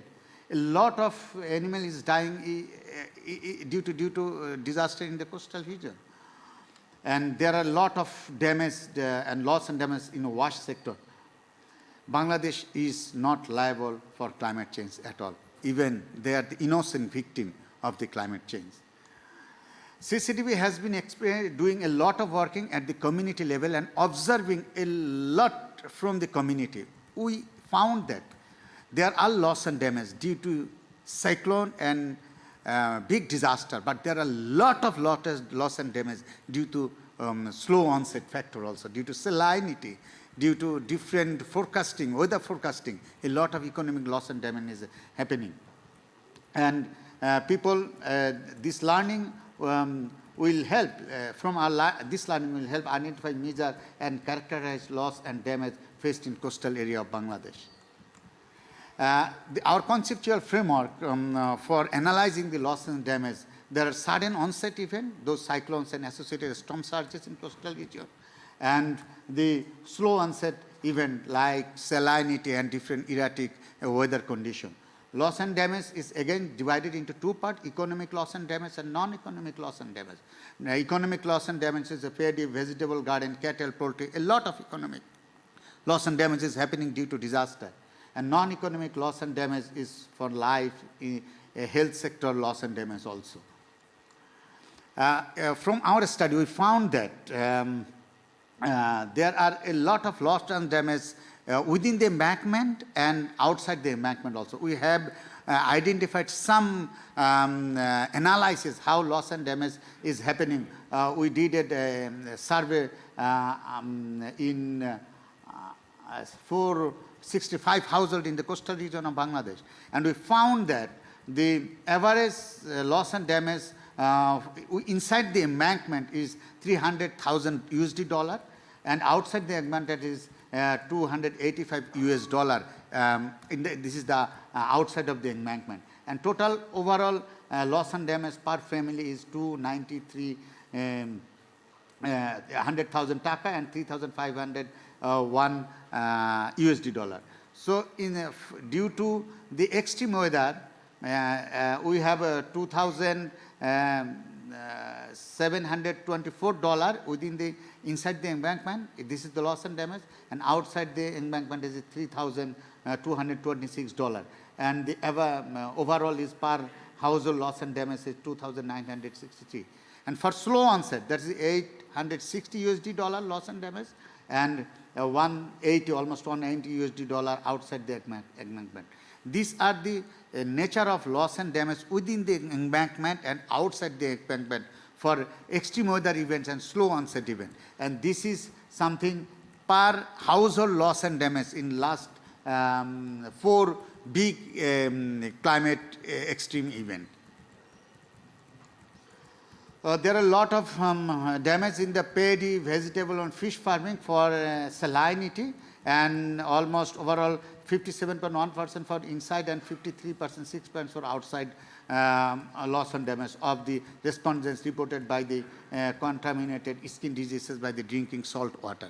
So these are the slow onset loss and damage for the coastal people over there. So we have to look into the slow onset loss and damage, not only the big disaster issues only. So if we found that the people who has a lot of assets, their loss and damage is comparatively low, and the people having a small asset, their loss and damage is comparatively low. But the problem is the people having quite higher assets, their burden is quite low because they can recover. But the poor people, they don't have asset, their burden is quite high, they can't recover. Therefore, the loss and damage money should go to the poor people even after they have very small asset. They lose very small asset, but their burden is quite high. Therefore, we should find some mechanism how this loss and damage fund will go to the most vulnerable community. So we have an analytical positioning through this analysis for loss and damage. We found that there are 3 different big gaps: the development gaps, there are adaptation gap, and there are mitigation gap. Loss and damage is consequence of 3 big gaps. We cannot overlook any gaps. If any gap of the 3 gaps is being increased, the loss and damage will be increased. So we cannot shift funding from development to adaptation, adaptation to mitigation. If we want to develop a loss and damage funding, that is we need a lot of loss and damage funding, even after some money has been provided to loss and damage, but that is not adequate for the loss and damage at all, because we have to put money for the to a development gap, adaptation gap, and mitigation gap. If we stop to the funding to any of this sector, loss and damage will be increased anyhow. So we have to push for each and every sector so that we can minimize the gap, and then the loss and damage gap will be automatically minimized. So I hope the international community will think how to minimize the loss and damage gap, also pushing into the development gap, adaptation gap, and mitigation gap. So I would like to request my Executive Director to conclude this session with recommendation. Thank you. Thank you, Faiz Bhai, and also thank you, Mr. Moderator. It's been a pleasure to be here. And good afternoon, everybody. Actually, good evening. So while I am going to speak about, right at this moment, you know, this one of the biggest cyclone Migzam is going to make a landfall in our neighboring country with strong wind and heavy rainfall, and Bangladesh is also getting some of it. And this is the third extreme one that we are experiencing in this year. And my colleague was also shared that within 15 years, we had almost 14 severe cyclones. And others are, and every day and almost every month, we are having small and less, you know, climatic disaster in our country. At the same time, and where I am speaking from is not only the executive director of an organization that has a 50 years of legacy in Bangladesh working on disaster management and then dealing with climate crisis, but also I'm representing one of the vulnerable communities, that is the, you know, the women also in the community. And I really would like to share some of my experience as women also, particularly in this context. However, as we gather here in this COP28, we all understand how, you know, how important for the people living in the coastal areas of all those vulnerable countries. In Bangladesh, about 180 million population, and 28% of this population living in the coastal areas. So our stakes are very high, but our time is falling short. So I know the climate, you know, the subject matter specialist, and we all talk about the decisions and the fund financing and how it will be distributed. But for us, it's a question of survival, and that we want to share with you. As my colleague was sharing about some of the incident, I also would like to share that last month we had an extreme flood in the hill tracts area, which is quite higher area in Bangladesh. And about just for a 2 weeks flood, about 20,000 families were affected. And this is getting more and more frequent. We had this last in 2019, now this year. And this has been our regular phenomena in Bangladesh. So along with economic loss and damage, the non-economic loss and damage, and particularly the trauma and the experiences, it is desperately worse, getting worse, and also affecting the life of every vulnerable people, particularly women, children, and disability people, with specially able people in our country and in our vulnerable countries. We know for the first time it was very good in COP27 that was decided to establish a new funding arrangement for assisting most vulnerable countries, with funding responding to loss and damage, including a focus on addressing loss and damage by providing, assisting mobilizing new funding, new resources, and also establish a transitional committee. And this year also, it was a very good start that we just experienced, that there was few funds have been approved for most vulnerable countries. But this is still a drop of water in the desert. So I would really not be long enough. I just would like to echo what my colleague was saying, telling that when we consider about operationalizing the finance, when we talk about distribution of climate financing, we need to consider both like extreme events and at the same time non-economical, the slow onset events, with equal manner, measure it, and also address it with adequate priorities. And this is that, as IPCC report underscore the urgency and the warning us of a rapidly closing window of opportunity to secure a livable, more sustainable future for all of us, this is the time that we make our choice, and this is the time we actually take actions. And for those nations already grappling with the disproportionate impacts of climate change, the state parties, duty bearers, and everybody have obligation to take effective measure to prevent and to readdress these climate impacts, scaling up adaptation and action to ensure all human who are the right holders have adequate capacity to adapt climate crisis. And this is not just a choice or just a responsibility. This is a moral imperative and justice. Climate change convention principles and the Paris Agreement Global Goal on Adaptation, Article 7, serve as a rallying point to elevate our ambition to do that and accelerate collective actions on adaptations. In closing, let us not forget the profound words from IPCC echoing through time. The choice and actions implemented in these decades will have impacts now for thousands of years. Our choice here in this COP28 will resonate far beyond these walls, and this will change our life, will make our future more sustainable based on how we distribute funds, on equality, on justice, and based on how we collaborate together. I thank you very much all.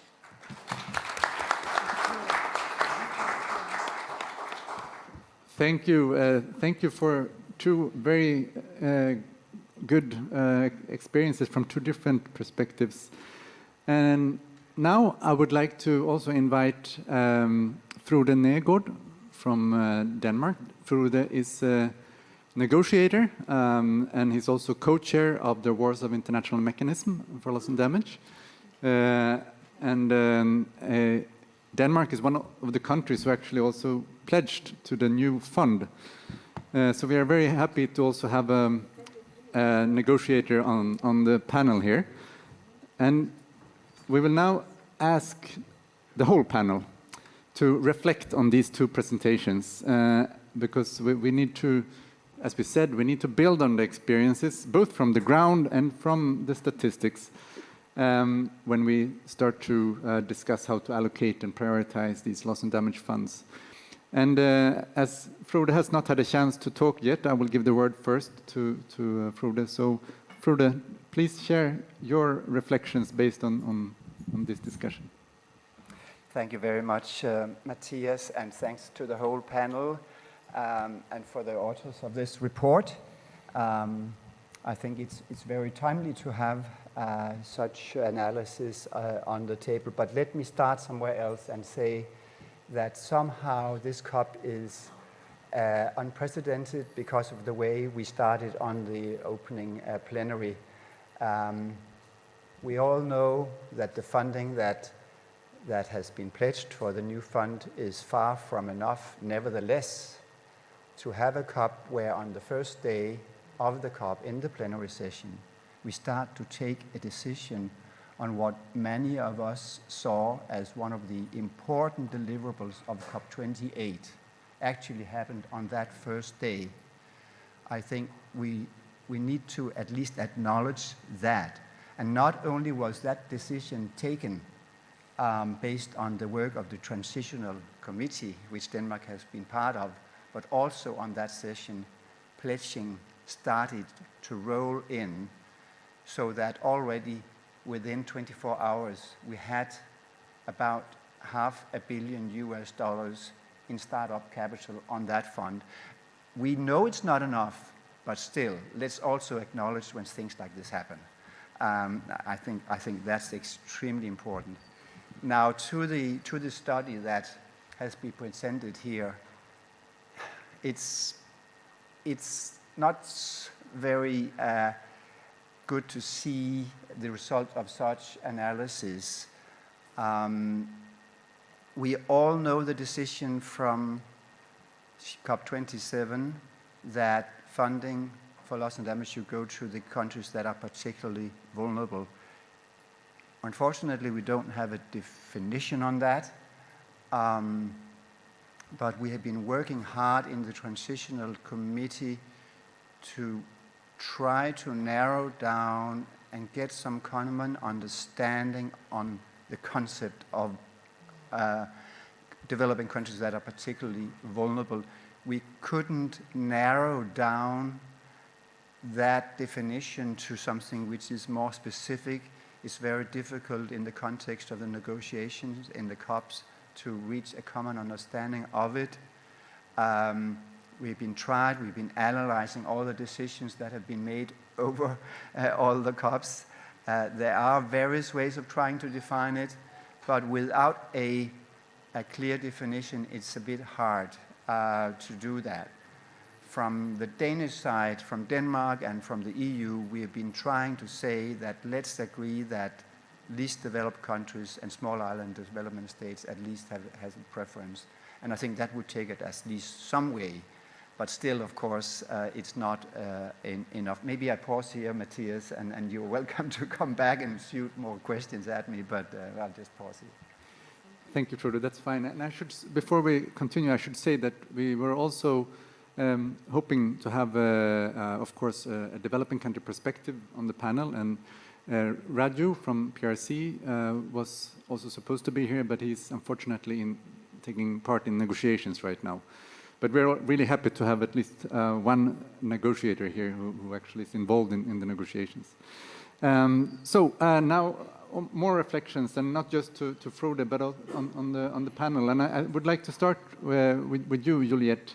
If you want to start with your reflections also on the research presented by Thomas and Sabine. Thank you very much. I mean, it was quite overwhelming, I would say, listening to these data and but it was not unexpected, I would say. But what I was also listening to that we appreciate that based on, yes, the circumstances is quite difficult, and it's may not be that as a very positive at this moment, but the way COP has started. And as I said, the way it started in a more positive way in terms of funding, in terms of talking about and discussions, I see there is a lot of positivity and a lot of, the light, to go together more collaboratively for a sustainable future.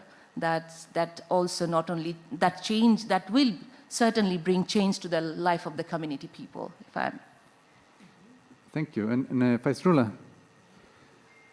Yes, COP yet to go some next week also, and we have to see what is the end result.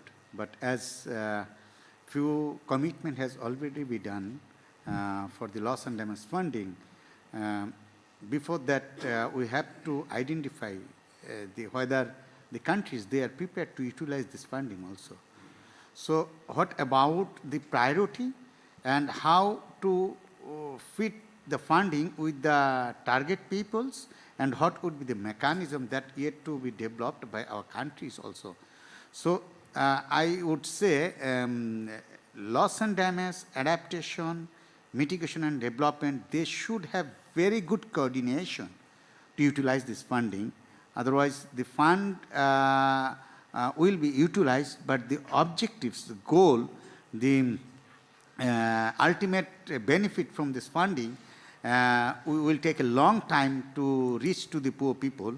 Therefore, how we can utilize this funding along with others department, that coordination need to be established here in the COP and financing mechanism, as well as that should be mainstreaming in the country level also to minimize the gaps. That's how we have to work, and we have to put money on different gap funding mainstream channel, so that we can develop a synergy in the country and people will get benefit of it. That I should say at this moment. Thank you. Thomas, what's your reflection? Yeah, maybe let me start by echoing what was said. It was great to see that on the first day, in the first COP ever, a good decision was taken. And it was also good to say that with the United Arab Emirates, a country from the global south, even if it is a high-income country, higher per capita income probably than Germany, pledged, and that we see it now rolling.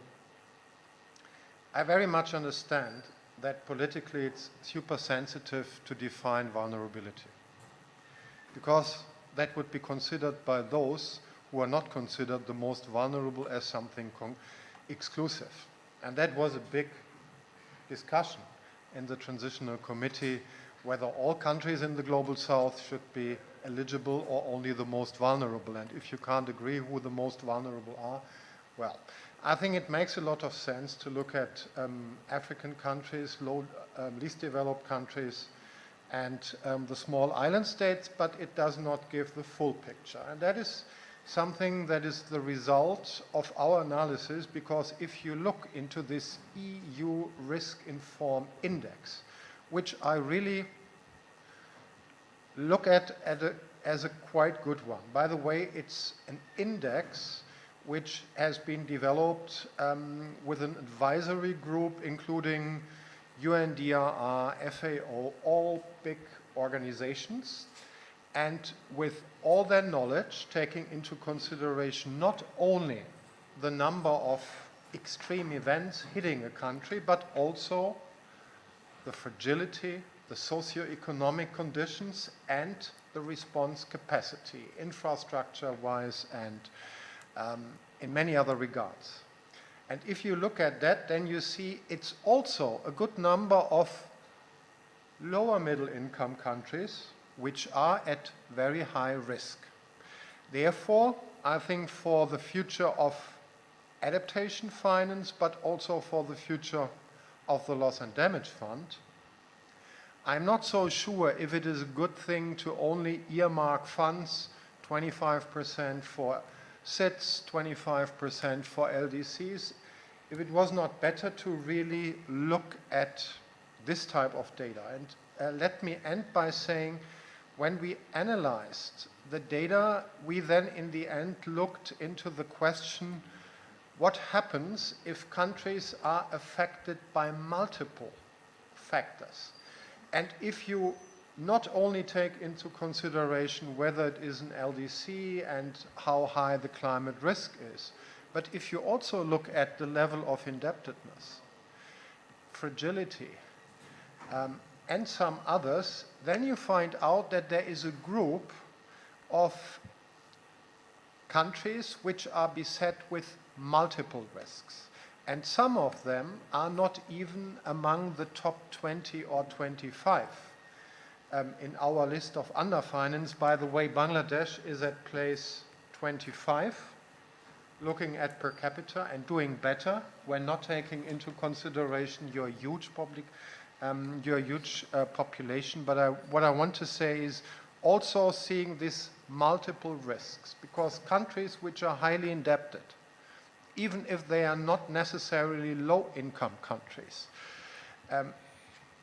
they bear particular difficulties and challenges, and all that should take into consideration. And my last sentence, my suggestion to Denmark, one of the countries really looking after loss and damage just from the beginning in a quite constructive way, my suggestion would be look at our index and use it to screen your own adaptation finance. And all the data is available, and then see how well you as a country implement what all the countries say.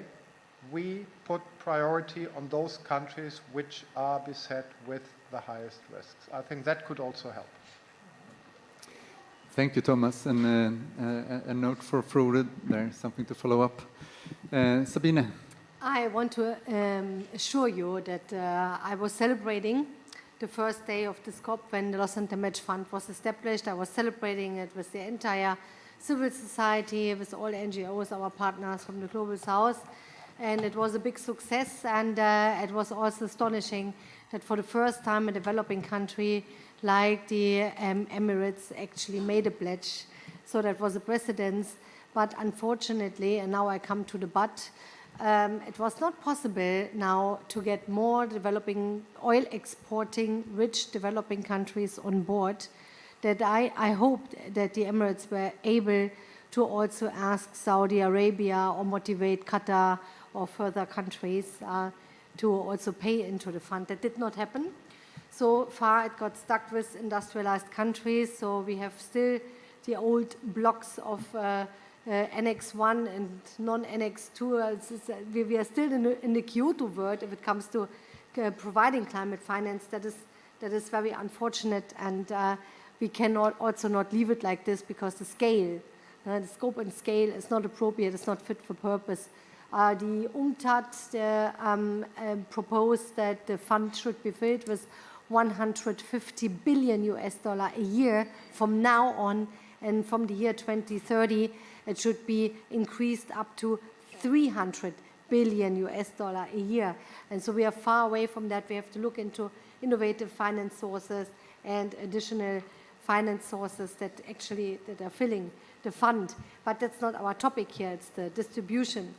So Bread for the World absolutely backs the call from all civil societies that all developing countries should be eligible. But eligible means only that in case, if they have a massive disaster, like for example Pakistan had, because they would fall out of all categories, from they're neither SIDS nor are there LDCs, then in case if like a country is 3/4 underwater, that of course it's eligible to have access to a loss and damage fund.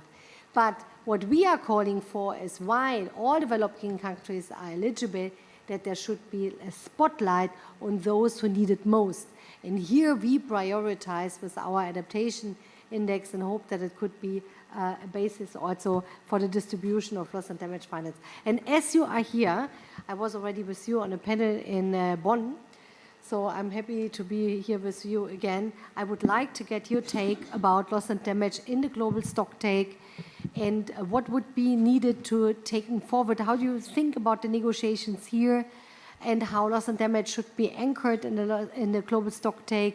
And if you also agree that there should be something like the UNEP adaptation gap report, that there should also be a UNEP loss and damage gap report. Thank you.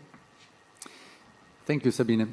There were a few questions to Frode here, so I will give you the word so that you can answer, but just also to highlight that after that I will open the floor so that there can be questions. So please, Frode, a short response.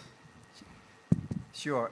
I mean, this is a very interesting debate and a rich debate coming out of this report and the comments made here. Let me start by saying and agreeing, Thomas, with you that the definition of vulnerability is so difficult, because we heard in the Transitional Committee, as soon as we start to narrow in the definition, we will have from someone that feels excluded, we are also vulnerable. So we didn't move anywhere, and we've heard the call out there, a loss and damage fund that does not include Pakistan and Libya is not worth going for. So again, it just illustrates the difficulties that we are facing. And we know the call from also countries in Latin American continent and elsewhere, they have insisted that they want to be eligible for the fund. So it's really, really difficult. But I do think we need to give it a try, a harder try, and look at various criteria that could possibly help us narrow in on those that need most. Because vulnerability is about geophysical aspects of a country. So geophysical vulnerability. It's also about social vulnerability. And it's also about structural vulnerability, if you will. And what does that mean? It has got to do with the ability to cope. So because loss and damage knows no border. Even rich countries in Europe, we know that, have been hit hard. As a co-chair of the executive committee, you mentioned that, Matthias, we had our last meeting in Bonn, and we made an excursion to the Ahr Valley, just about an hour's drive outside Bonn. And he was devastated by the worst disaster we've seen almost in the European continent, with 135 people dead just over like 24 hours when the flood happened. So is Germany a vulnerable country? Yes and no, but it is hit and it is affected. But it has the ability to cope much better than Bangladesh, than Burkina Faso, whatever. So an important discussion, it's a very political one, it's very difficult. But let me also say that Denmark traditionally has been focusing its support on LDCs, least developed countries, vulnerable countries, including in Africa. But we are unfortunately seeing a number of African countries, including in West Africa, that are hit by conflict. And you mentioned that, you make it a reference to that. We have been wishing to stay engaged in Mali, stay engaged in Niger. We are still staying engaged in Burkina Faso. But sometimes circumstances simply does not allow us to make efficient use of our support in these countries because of the circumstances, because of conflict and fragility. We're still we are scaling up in Somalia, etc. So I could go on like this. This is an important discussion to have. How do we reach out? Because people are also affected, even though their country are affected by internal conflict. Then, of course, you mentioned, Sabine, the question of the global stock take. That's kind of a longish discussion.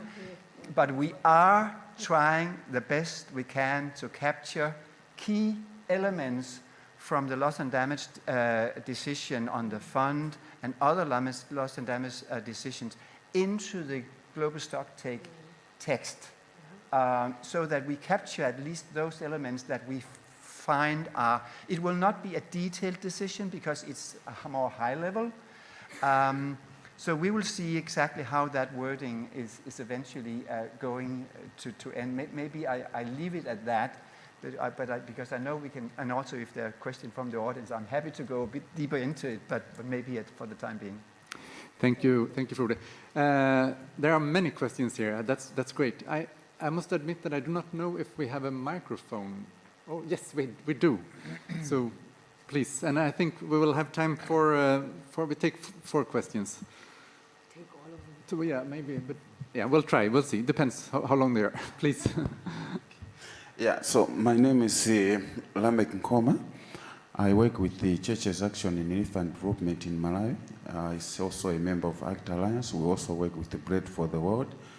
I wanted to give a suggestion or a recommendation or a comment, so maybe one of the panelists can also comment on my comment.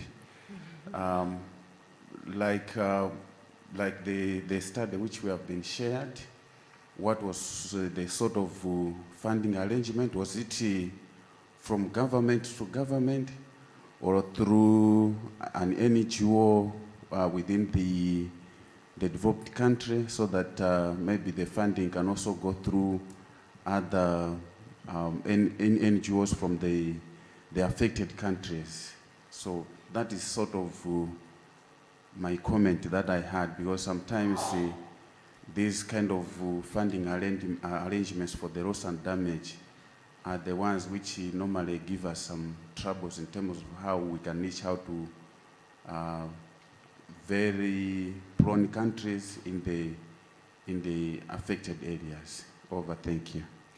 Thank you. That's a very good question. I think we'll do like this. So we'll take the questions, and then all the members of the panel can answer.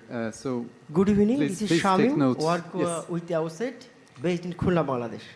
There is lot of success. Exactly. I welcome to all success.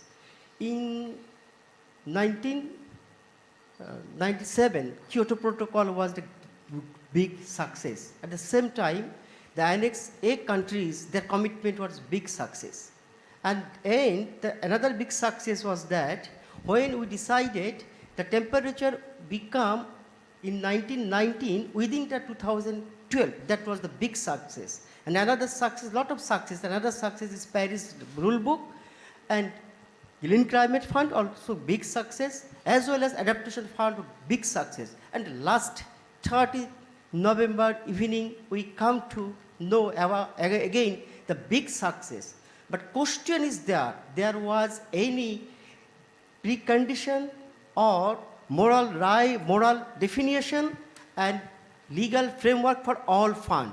And question is that till now have not defined the climate finance definition and their moral as well as legal framework. And last 13 November, we also know the new fund for loss and damage. It's a big success, we are happy. But question is that how to manage this fund and what will be their legal framework and how to fund deliver to the innocent sufferer all over the country people. Thank you. Thank you. Thank you very much. Just shortly, my name is Bashir Ali. I'm from Somalia.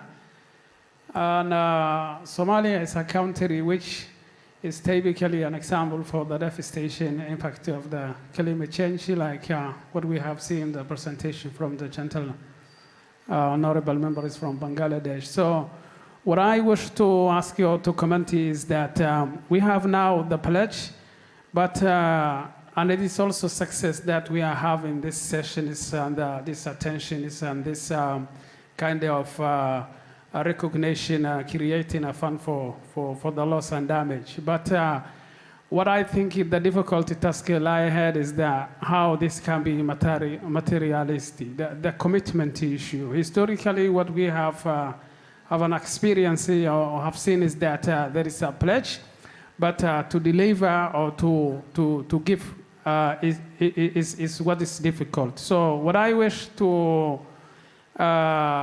ask the entire participants and especially the honorable members of the panel is how we can have a strong kind of movement or network as a civil society, as an independent institutions and as advisories also to ensure that we go after this and also to have a clear criteria of how this can be accessible and who can access it. What is unfair actually is what we have seen in the report is that these countries either extremely or the most underfunded are the mostly who are affected by this. So it is unfair that they pay the price for something which they are not responsible. But again, also it is unfair that, and it is unjust that they are the least access to have access to this funding. So what I wish to suggest is that it is our responsibility, and it is the right time I think we have, and we ask you also all the possible means we have to come together and to push this forward and to ensure that we go after and have also a clear kind of criteria where and who and when this can be accessed. Thank you. Thank you. Thank you. Thank you for the wonderful presentation. I'm Kriti from DCA, Nepal. So my question is directed to the Sabine and Thomas. So as you know, Nepal is a mountainous country. We are negotiating from the LDC group, but we are expected to move into a middle-income country. Despite that, our climate vulnerabilities are expected to increase, and with being a mountainous, fragile country, the vulnerabilities would be more. And there is no, the COP does not recognize mountainous countries as vulnerable as SIDS or other negotiating blocs. So my question would be, where would the index that you presented put Nepal in the coming years, in terms of vulnerability? Where would the country fit in the vulnerability map and be prioritized for loss and damage? Hi everyone, my name is Vinod and I work closely with PRC, and I was sent by Raju to share a few experiences from Nepal, so I'm taking this opportunity to take 2 minutes just to speak on his behalf. It would have been great to have him here, but it's good that he's fighting for the same cause in the negotiation room. So we did a small study with PRC in one of the loss and damage impacted district in Nepal called Sindhupalchok. It happened in June 15th of 2021, and we did a comprehensive assessment of loss and damage induced by the one particular event. And we found out that a household level loss, I'm talking about only economic loss, was around 54,000 USD. But the compensation they received was around 380. Out of those, it was only the committed compensation from the government. Out of that percentage who got the commitments from the government, only around 20% received the compensation.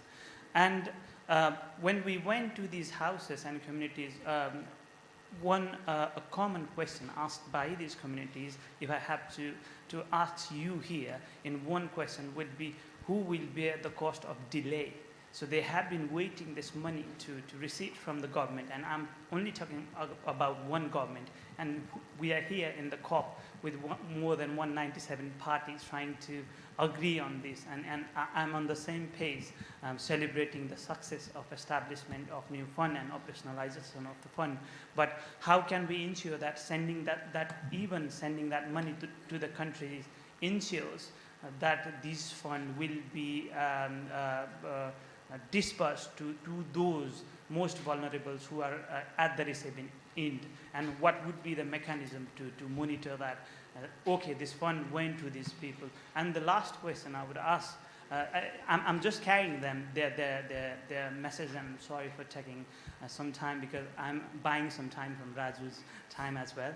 The second would be like we have been, because we are developing countries, have been receiving overseas development fund, and the climate finance has a broad range of definition, and we are still working on the definition of loss and damage fund and how to ensure that there won't be double counting. Where is that thin line between, oh, this is not a overseas development fund, it's rather a loss and damage fund. So I'll stop here. Thank you for that. Thank you. I think there's one question over there, and then I think we have to also give time to the panel. Two questions. Yes. Thank you. Good evening. My name is Mrinal Tripura. I come from Bangladesh, Chittagong Hill Treks. So first of all, I would like to just share my own feelings on vulnerability. I think we all are vulnerable. The entire planet is vulnerable. Today, Bangladesh is suffering. Tomorrow, Denmark will suffer, I think. So that's what I think. And next thing is, I just watched the presentation. So in the recommendation by the Bread for the World, I don't know if I missed it. I don't see any recommendation on vulnerable groups like indigenous peoples, indigenous communities.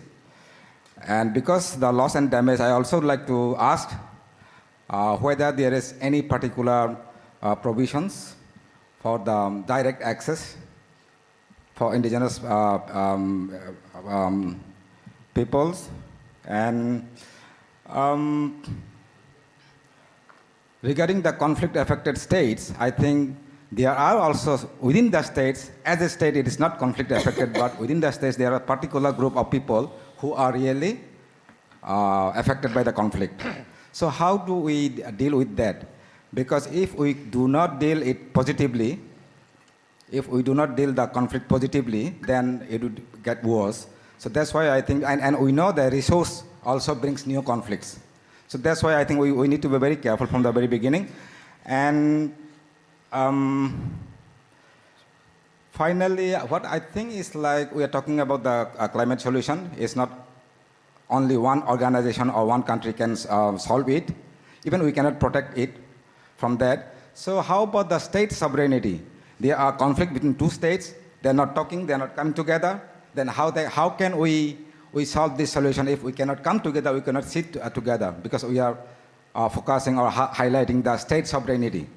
So I think we have to have the sense of commonness because we have to deal with this global problem together. Thank you. Thank you. There was the last question. Hello everyone, my name is Betty. I'm from the Marshall Islands and I'm here representing the Pacific Conference of Churches. My home, which is my entire islands, which are 2 meters above the sea, and have a 50,000 population will be underwater in 10 years if we continue the path that we are on.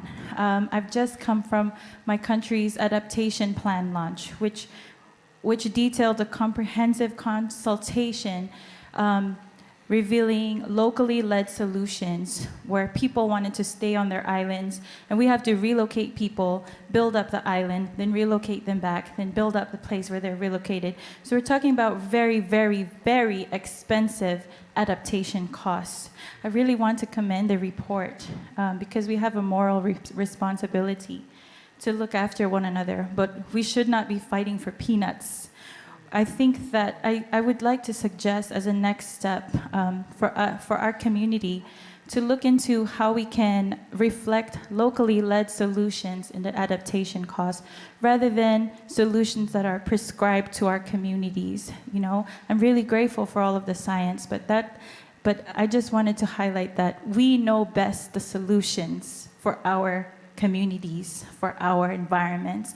We know what is best for our people. So I just wanted to also highlight that. Thank you so much for giving me the time. Thank you. Thank you. And we do not have much time left, but I will give the panel a chance to answer these good questions. And then I hope those of you who still have a lot of questions, because this is an important debate, that you can grab the panelists after the session.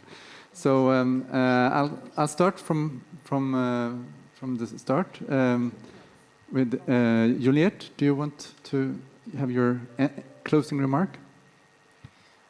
Thank you very much. I actually would like to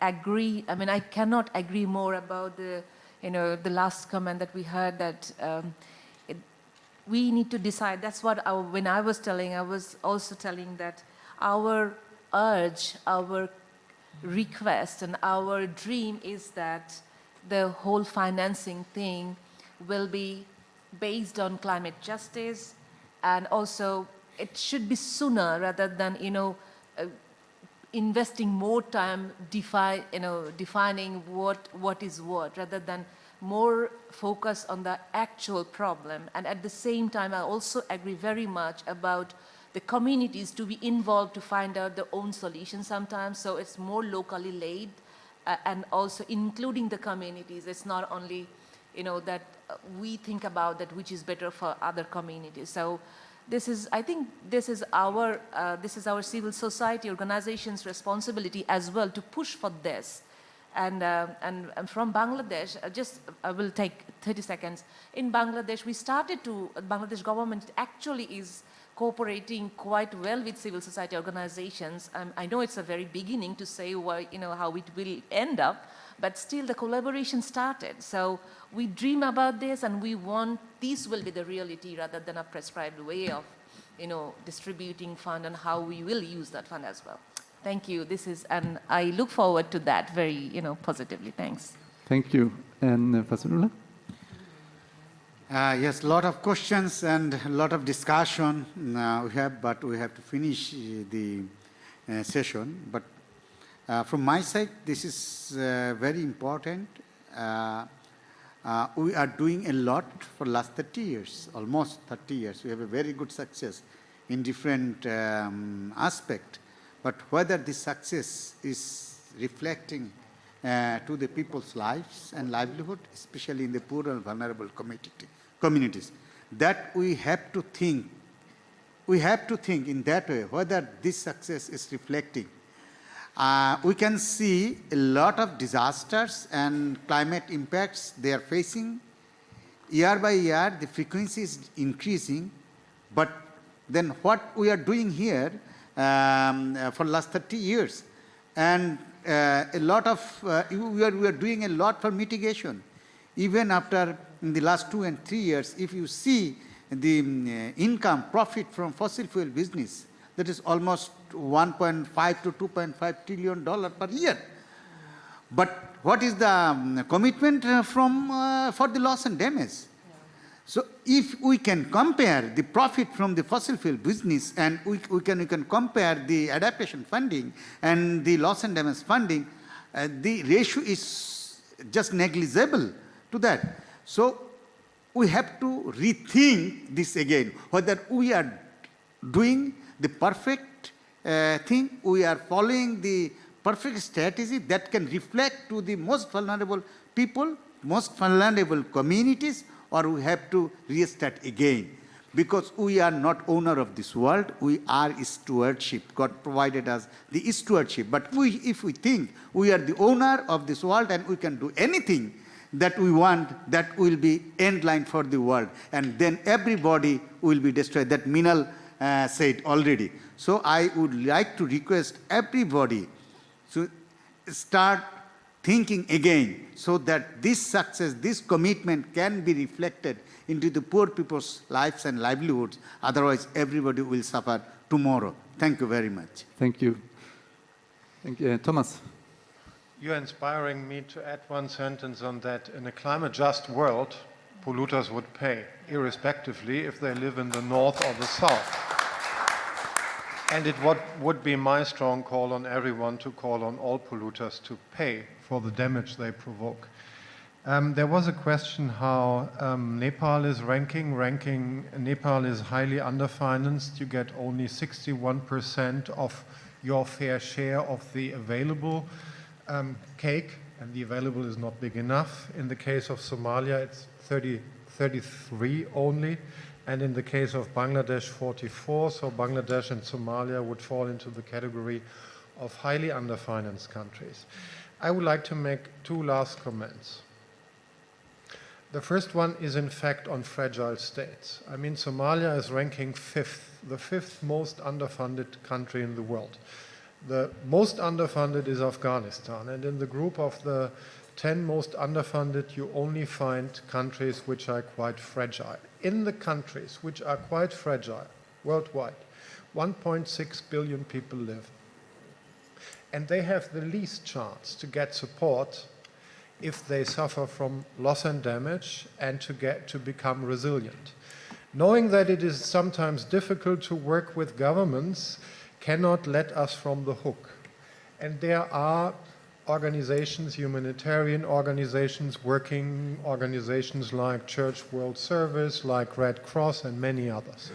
I would really expect donor countries and countries which support or will take a role in the Loss and Damage Fund to also ensure funding windows which would allow non-state actors who work in these areas to get funds and to support those who would otherwise not be reached. And my last comment on small island developing states which are low-lying, like Marshall, Tuvalu, Kiribati, and many others.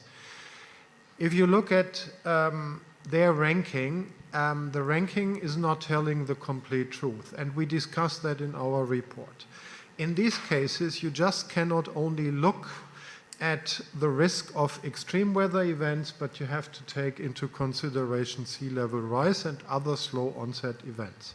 And in these countries, you have to take measures, and they are very expensive for many reasons. And that should also be factored in. This is why we say this report can give some hint to look if our own adaptation portfolio is balanced. But it can only be one hint. It's not the full picture. And there you have also to adopt other criteria as in these countries. Thank you, Thomas. Sabine? I'm not going to repeat everything that was already said, but I would like to again to highlight what my friend Bedi from the Marshall Islands said. No one should fight over peanuts. It's absolutely against the dignity of people who have not caused climate change. And it's terrible to see that we as civil societies also talk about prioritization, where actually everyone who's in need should have access. And we do it because the means are so scarce. And of course, Nepal, it doesn't, you know, that's like not our intention. We are not here to fall into the back of the entire civil society position.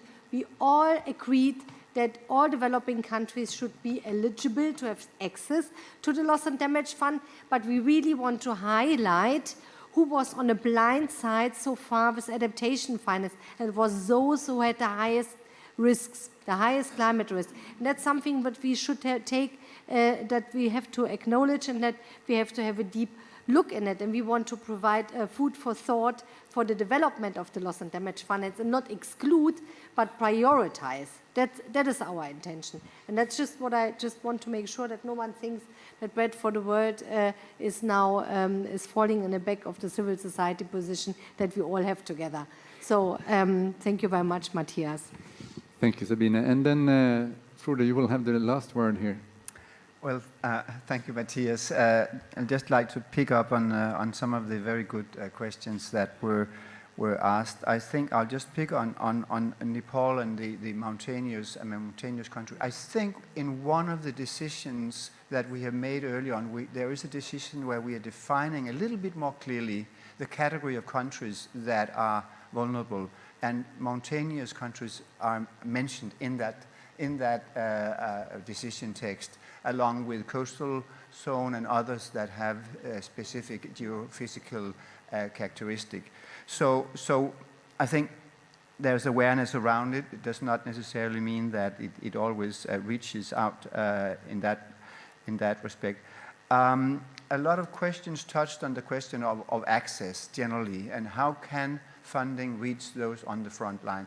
And it is a big issue. There was reference to locally led solutions, I think, from Fiji Islands. There is this initiative, there are the international principles of locally led adaptation, which Denmark and other countries have signed on to. And I think those criteria are important, that we as donors live up to them and try to ensure that funding does reach out to those on the front line. And to do that, government-to-government cooperation is not always enough, often is not enough, as has already been mentioned. Therefore, civil society organizations are extremely important. And the package of loss and damage funding that Denmark launched at the United Nations high level as a meeting last year in September, the major part of our funding in that package goes through Danish NGOs, including the ActionAid and others, out of a realization that you can reach more through your partners in the Global South, those on the front line, that a government can. I wanted also to mention that on the first day of this COP, on 30 of November, we signed an agreement with the Pacific community. For the first time actually ever, we really entered into a collaboration with Pacific Island states, which are not sort of obvious partners to a country far away like Denmark and then reaching out to the Pacific Islands. But we're proud still, actually, that we were able to enter this agreement, which is because our minister made a visit to the region and came back and said, we've got also to recognize the exposure and the challenges that Pacific Island states are facing. So therefore, we have now entered into this agreement with SPC, and we hope it will reach those on the front line on the island states, including on non-economic losses, and of course the slow onset events. Yeah, and then only just to end on a note that I agree with the polluter pays principle. I agree with the principle of moral obligation. It's actually more than maybe even moral obligation in a sense. It's a commitment that we have to have as rich countries. Yes. Finally, because you introduced me as co-chairing the executive committee of the WIM, we commemorated our 10-year anniversary with a photo exhibition that you will find in the Great Hall near Room 9. And the 20 photos that were the winners of this photo competition all are portraying how loss and damage is affecting local communities. So if you have time, pass by there and reflect on those stories that these photos tell. Thank you. Thank you, Frode. And thanks to the panel. I think we should give them a hand. And thanks to the audience, both here and online, and for all the good questions. I hope we can continue these discussions during the coming days. Have a good day.